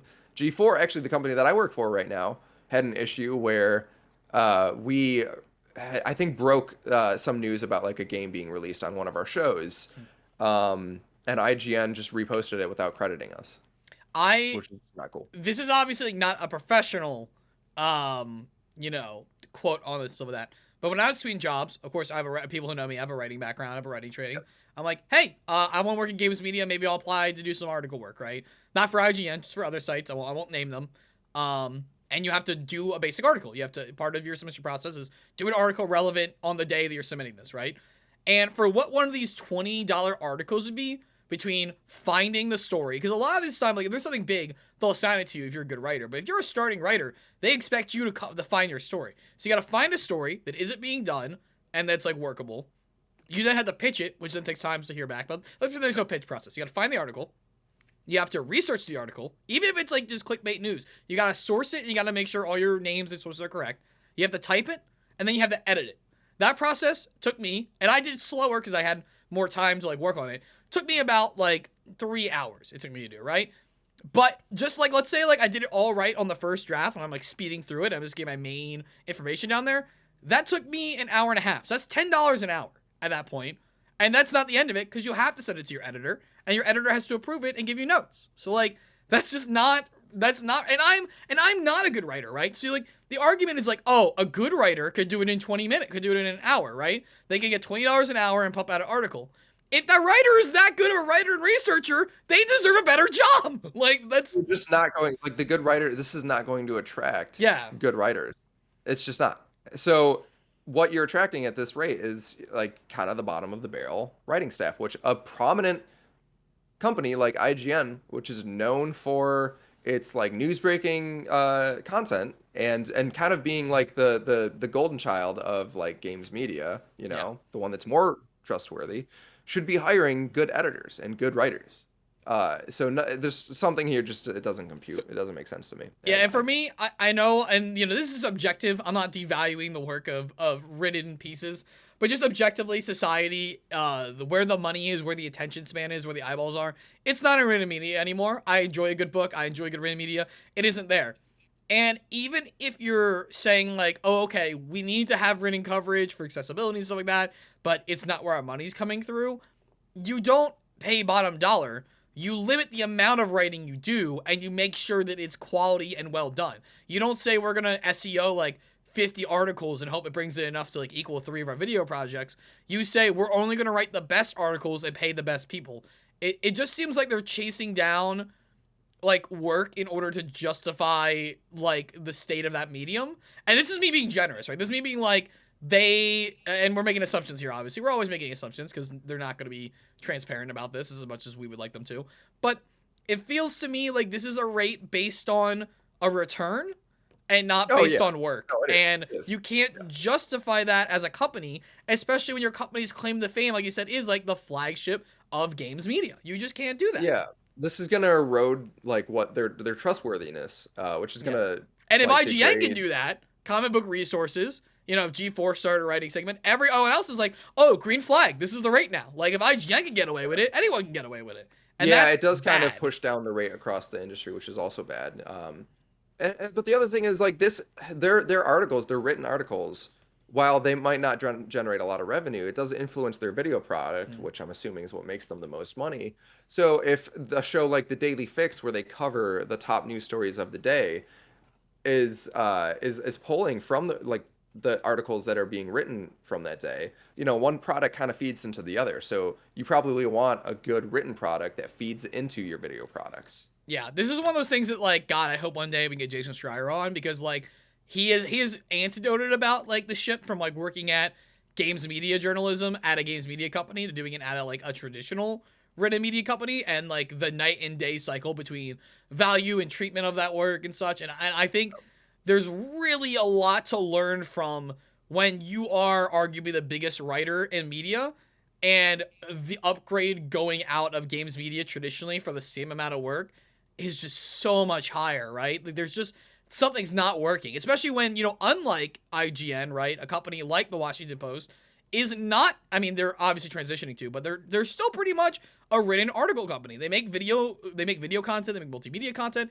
and that's great. But I would argue that the Washington Post's biggest revenue drivers is still their written article. So if they can make it work and pay someone like Schreier, like the way he's paid and compensated now, in games that way, why can't the actual games company do it? Like, what? And then, you know, like, you can argue that, like, it's more a problem on the marketing team then. Like, why is the marketing team not bringing in the sponsorships? Why is the sales team not closing these, like, deals? Like, and it feels like at the end of the day, the content team is the team always punished for the actual inability to spin off the content into a marketable sales pitch. Agreed. Yeah. No, I couldn't say it better myself. That's a great you take, can. Mike. You're real good with words, dude. You're real good. No, with no, words. no. That I have nothing to add to that. That is perfectly said. Yeah. Do you want to add a transition? Yeah, I can add a transition. Then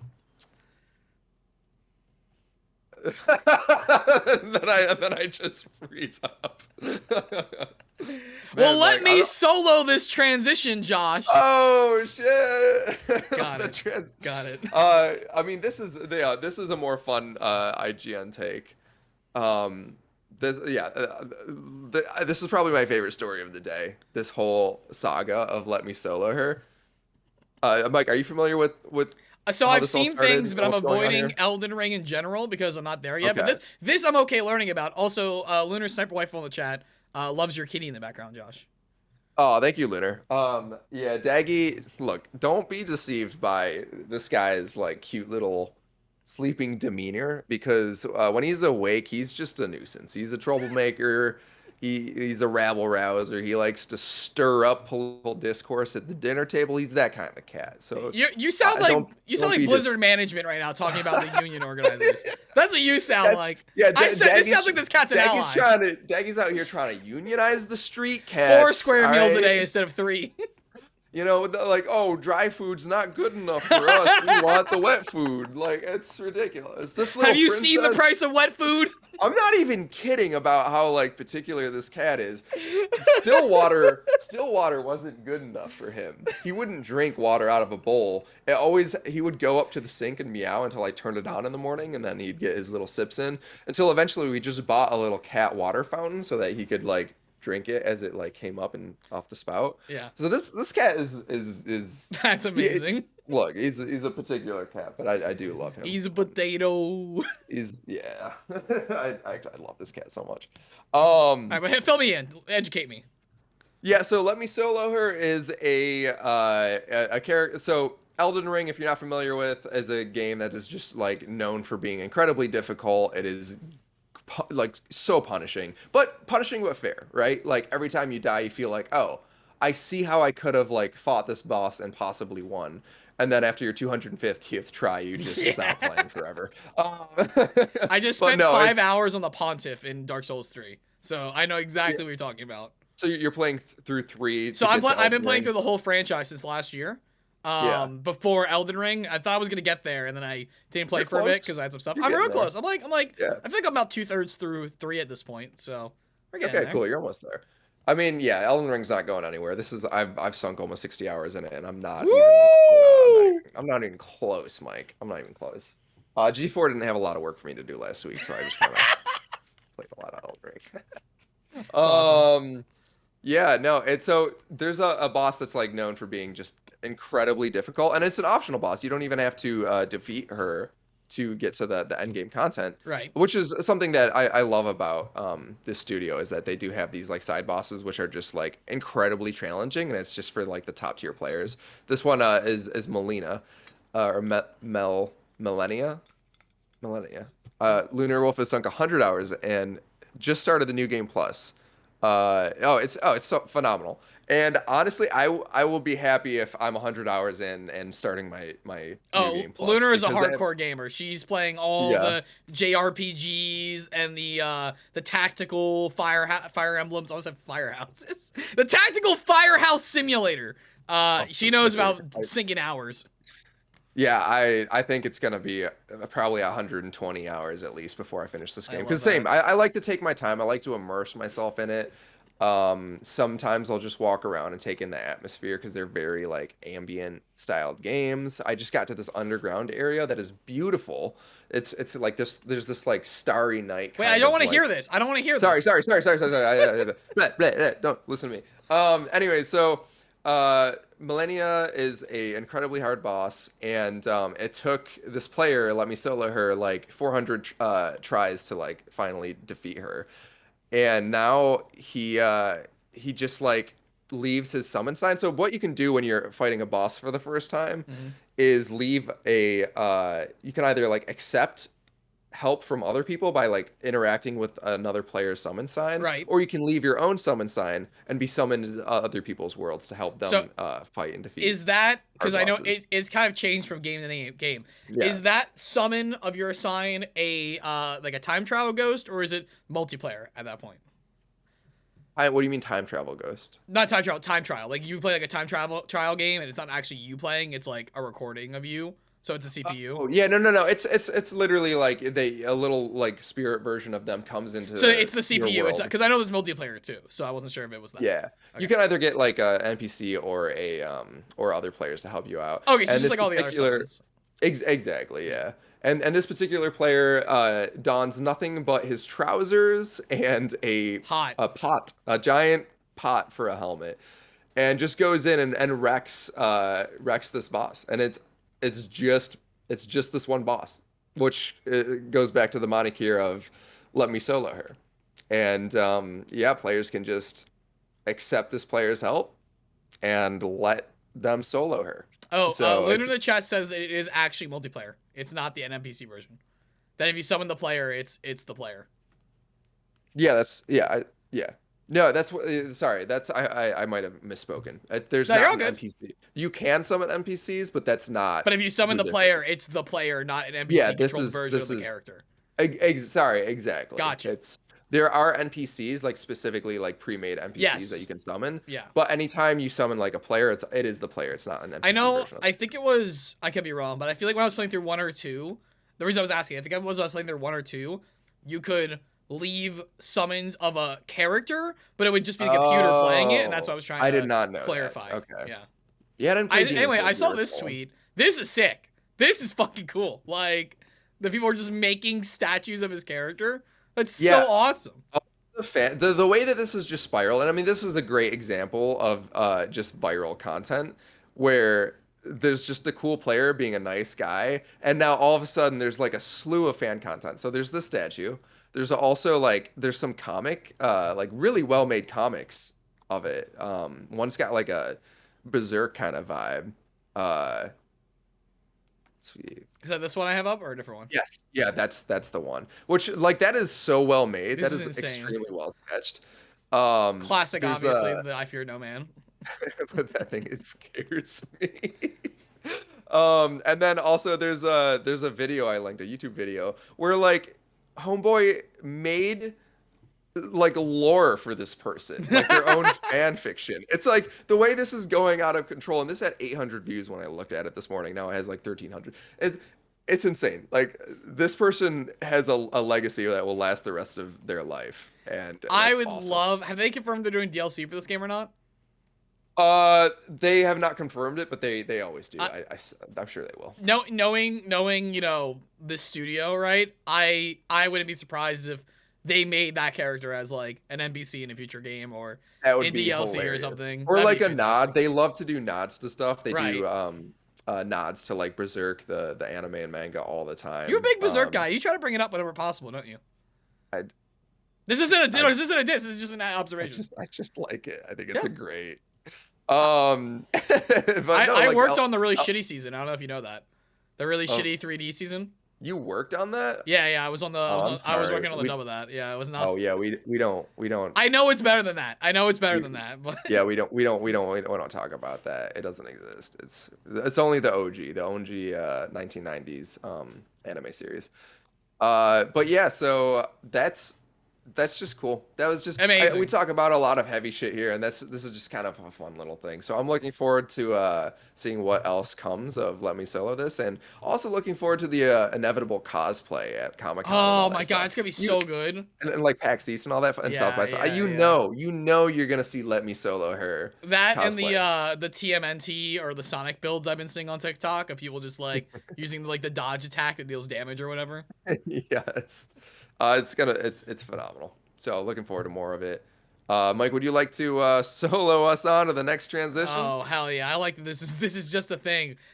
Speaking of heavy news, we got Amazon saying we don't agree with unions and being like the union vote was falsified and not legal and yada, I guess it yada, would have made yada. sense to wrap this into our previous union talk, but yeah,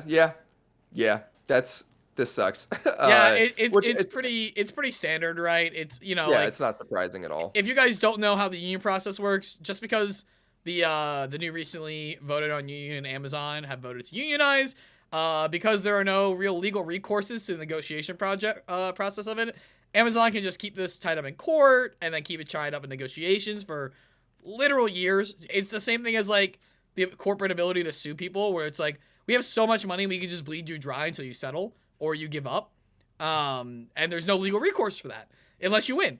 That being and- said, historically speaking, because like usually when unions try to like form, companies like this usually do take steps like this, and it's very uncommon for courts to side against the yeah. unions. So eventually this will prevail. It's just a matter of like how long can they keep this tied up in court. Unlike lawsuits, the union like court stuff is less aggressive and it's more about tying up negotiation time, which doesn't cost you as much. In the end of things, like it ends up basically costing the same amount as just running the union in general. It basically is just like you're just running the union unofficially. In some cases, is a good way of looking at it when you're looking at like expenses. I could be slightly off here. This is just my understanding of it, but you know, it just sucks. It's just really annoying to see the blatant just like abuse of the system to gain more time. Part of this also here, I'm trying to get the right one. Yeah, and there's an amazing Atlantic article that kind of discusses the union process and Staten Island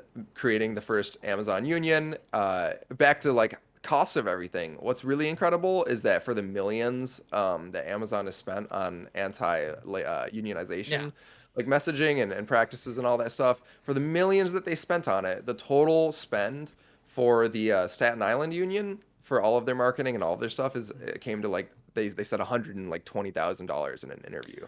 So for like every penny that they spend, Amazon has to spend $1, which is awesome. I forget if it's this article or one of our tweets. Let me check this tweet right here. So Amazon is union busting now at another New York location that's about to be voting as well, and it's really ramped up according to like employees. Oh yeah, they're the last scared. one went They're hyper scared. shitless. But what I really like.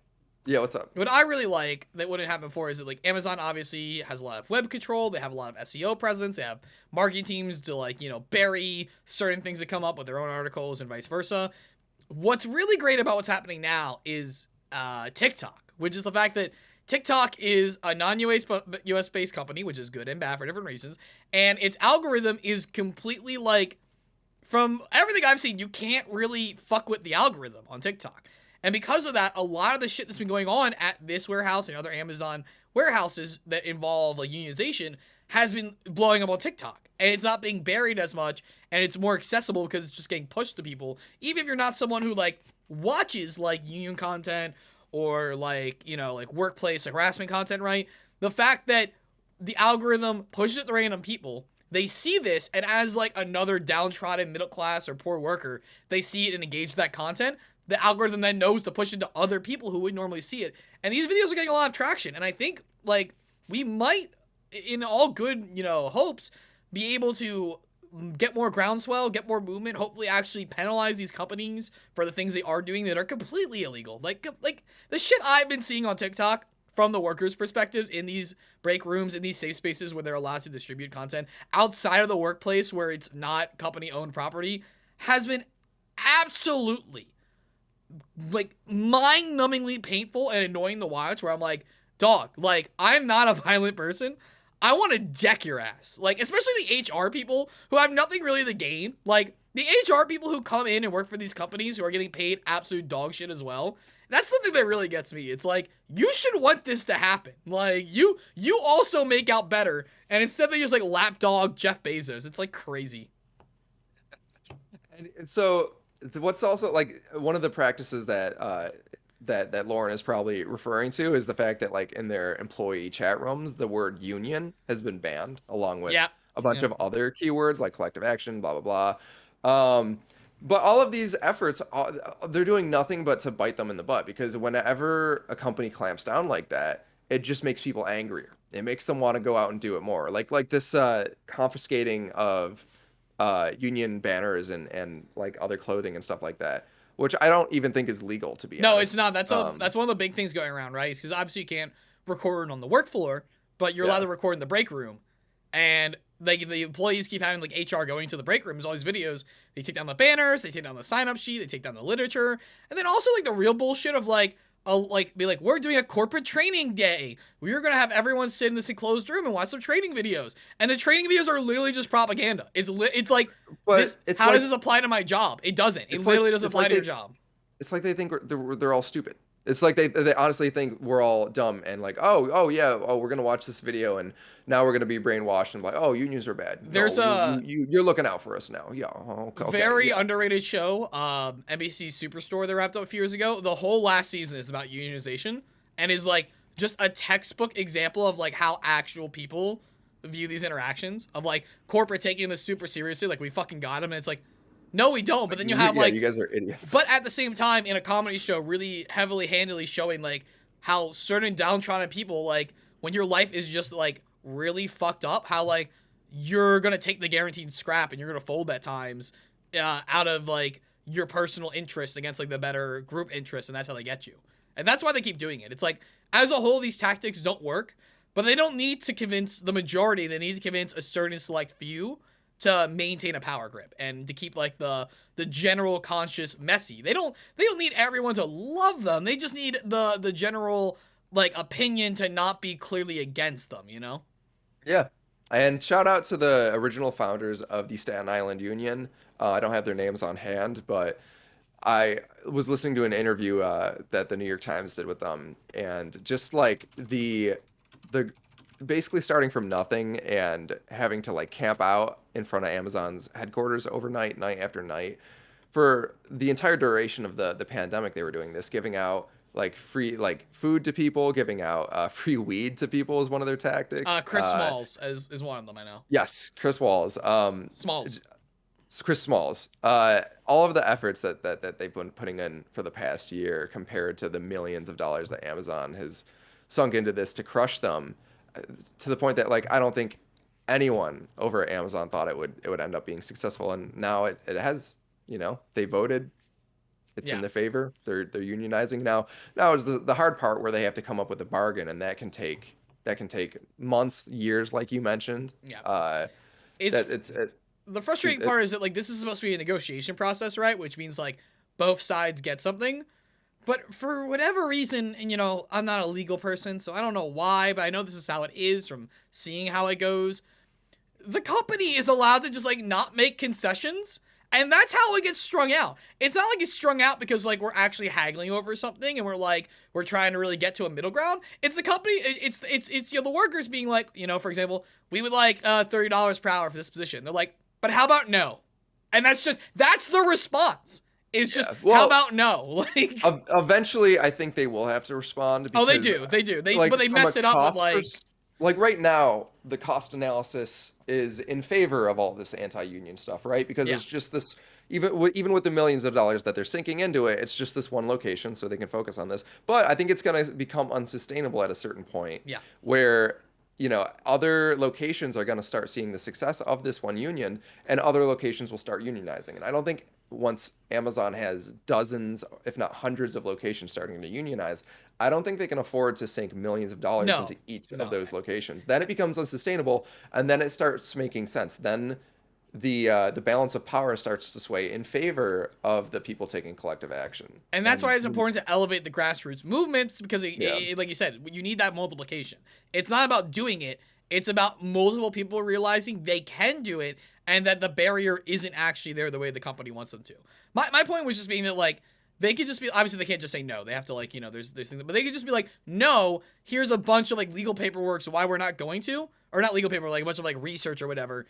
And it doesn't matter. All that's just bullshit. They just make you read this as a part of negotiating. And just the consumer protection laws for that and those level negotiations aren't there to actually aid the negotiations of what is a legally recognized process. And it baffles me. It's so wild. Yeah, and at the end of the day, it just needs to get to the point. We just need to keep pushing until it becomes financially unfeasible for them to continue. And they'll come to the negotiating table in good faith and maybe strike a deal that works out for everybody. So that is what we hope happens. Yeah. Of course, the cynic in me is like, well, we'll see. The word good faith is what I'm hung up on that one. Yeah, I don't think it's good faith. I think it's good press. That's what they'll come to the table with. Well, it's a spreadsheet. At the end of the day, exactly. They'll crunch the numbers, and there will just come a day where it's you know what? Actually, it makes sense to give them some of what they're asking for. Yeah. Which is exactly what Blizzard probably did. They were like, you know what? Let's give them a little more early on. Let's be proactive about this, so this unionization movement stops in its tracks. Yeah, we're gonna have an interesting 5 years in this country. I feel like. I think there's gonna be a lot, especially now. The people we talked about this the other week, how the idea that people going back to the workplace is actually going to be what really lights a lot of this. People being away from the workplace is what struck the match, but going back to the workplace is gonna really set the fire ablaze. I have read so many articles in the past few weeks about different companies talking about how they're just in crisis mode with the labor shortage, and really that gives a lot of power to the working man and woman. We hold for the first time in decades, the cards are finally back in our hands. So, and you're right, in the next 5 years, I think that trend is only going to continue. I think we're going to see more collective action, more power start to cede to the middle class and working class. And yeah, I'm looking forward to seeing where this all goes. Yeah, kind of on topic for our last topic, obviously, we have the Riot Games, just like Blizzard, asking employees to return. No COVID-19 protections. What? What do you yeah, it's insane. Yeah, you require measles and shit like that, right? What's the deal? They just got over the bad press and issued a significant sum of money to everybody who was part of the sexual harassment lawsuit, $100 million, life-changing money for everybody involved. They finally got over that hump, and it's okay, Riot, your move. Now you can start making good press again. You did the right thing. You paid out. Yeah. And now it's another bad, okay. It's just so you learned wild. Nothing. Because especially right after the Blizzard walkout. Yeah, right after the Blizzard walkout. And they were like, oh, we'll do the same thing. The same thing with Blizzard for me that gets me is you want to accommodate the people who are, my body, my choice, anti-vax, whatever, right? Let them work from home. Their numbers are not larger than the other numbers. Let that smaller amount of people work from home and require the offices vaccinated and stuff like that.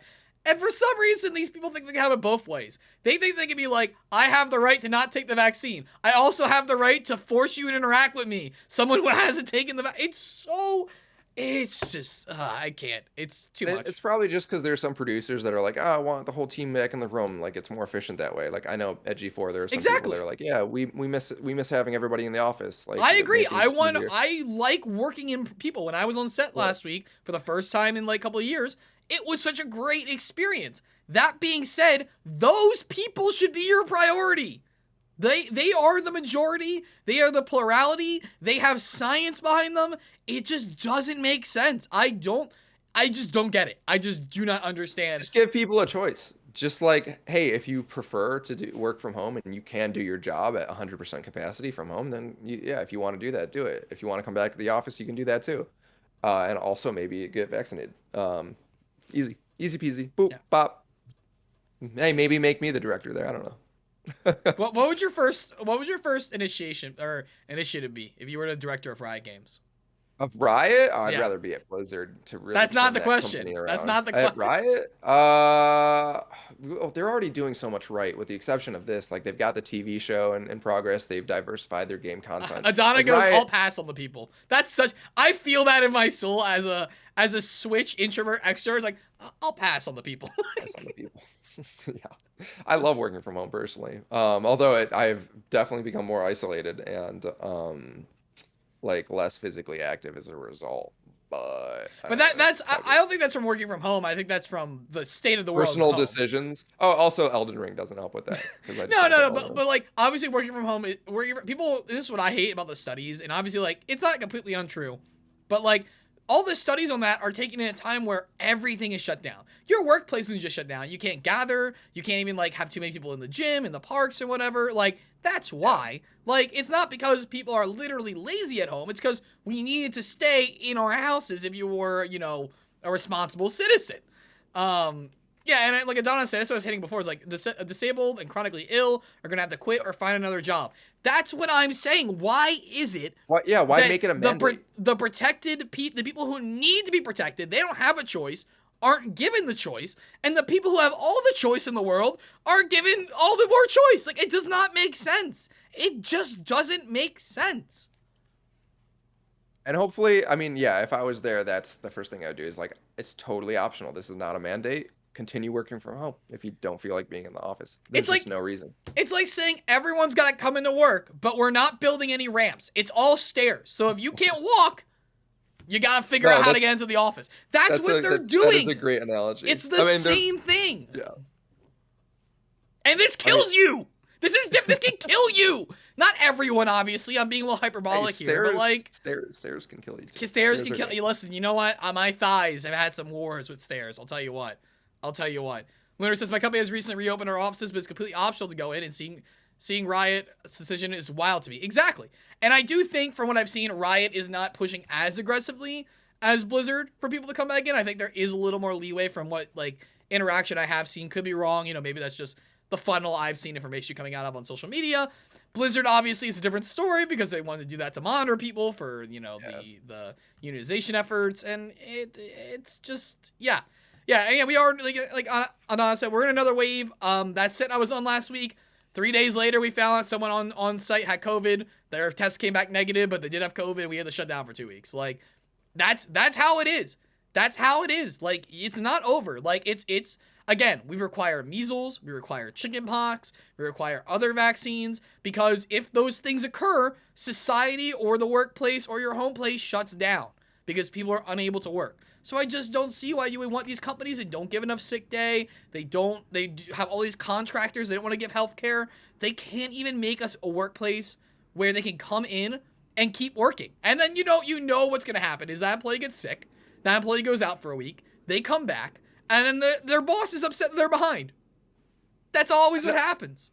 But beyond that, if you're just more comfortable working at home, why just give people it's the easiest thing in the world. Yeah, you spent all this money to set it up. Like you spent all this money. We've proven the last 2 years proves that we're able to do it totally competently. So just give people the option.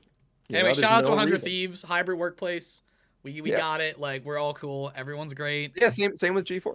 Shout Yeah. out to for just giving us the option. I cannot. It's just all these know. old head companies. It's Yeah. all the old heads. They, you know. Right. It's not even an old headed company in the grand scheme of things. But their like their design and workplace, the way they operate and stuff like that. You know, they're like I would call G4 and 100 Thieves like we're entertainment companies for sure. We're media companies for sure. We're digital companies. We're closer to a tech company than we are a traditional corporation. Riot, Blizzard, far more closer to a traditional corporation than a tech company.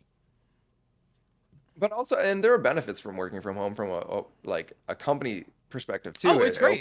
Opens up your talent pool. You now are not only like restricted to people who are in the LA area who are able to go to that Santa Monica office. Now your talent pool opens up worldwide, or at least countrywide rather. I worked the entire like Maine, obviously pandemic's not over, but the 2 years of like in the trenches pandemic, I had to still work in person at my old work. I have never been more efficient than this last month I've had working from home at a new job. I have never been more efficient. And I still choose to go into the office. I go into the office about once or twice every other week just to get work done that needs to get done there specifically. And then I bang all that out, all that work that would be harder to do from home. I bang it out in the office. And then I come home and work from home for the next week. It's so good. Yeah. And again, you chose. Yeah, it was your my choice. I can go You in gave and choice. out whenever I want, as long as I'm like COVID tested if something happens. Like, it's so easy.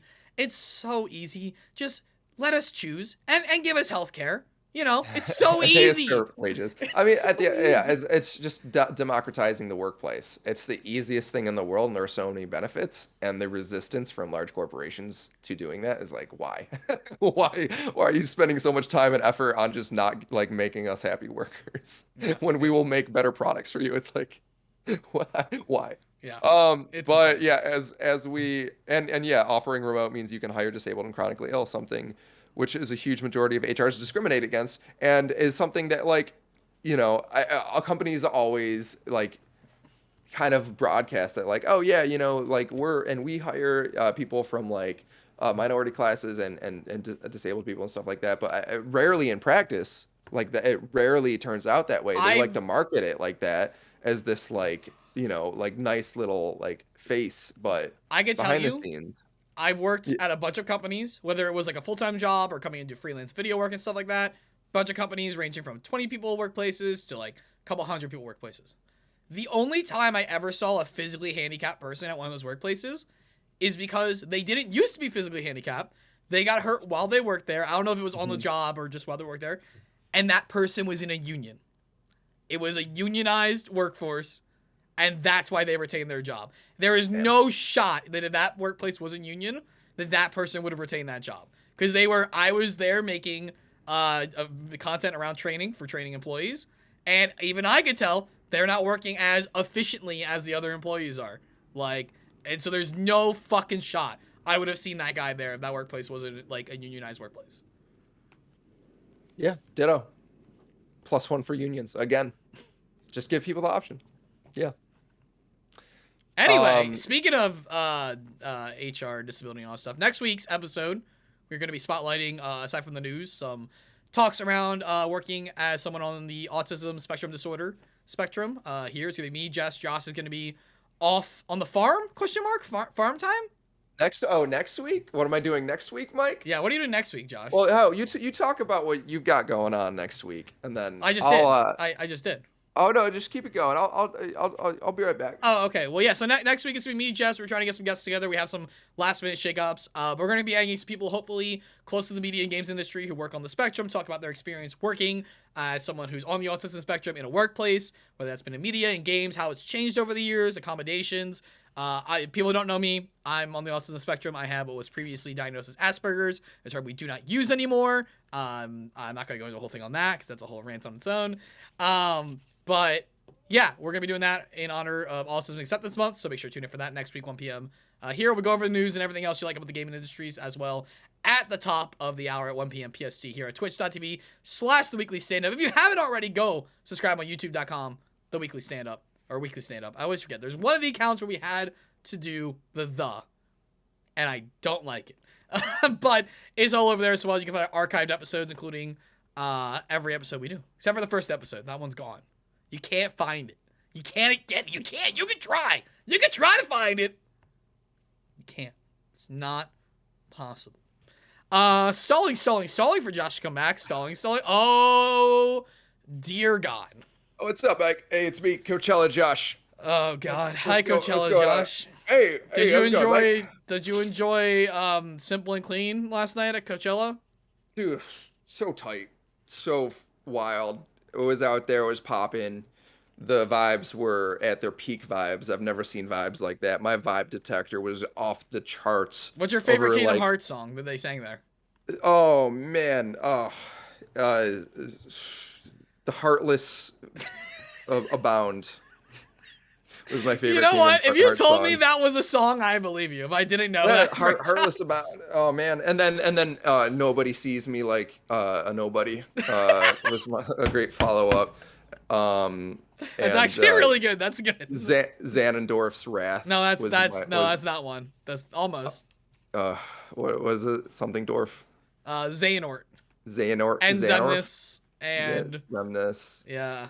Rika's Last Tear was a real slapper. Rika? What? I don't know, dude.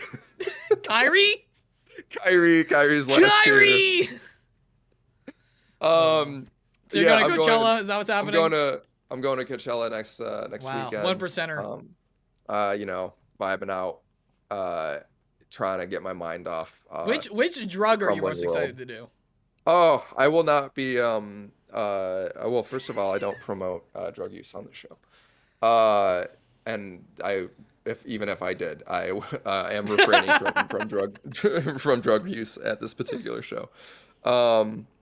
Yeah, no, it'll be a good time. Looking forward to it. I hope you have a good break, man. You really deserve it. You've been kicking ass, so. Always good to get some R&R. And honestly, Wait, hold maybe on, I'll hold on. like. That's R&R? Coachella is rest and relaxation? I don't think so.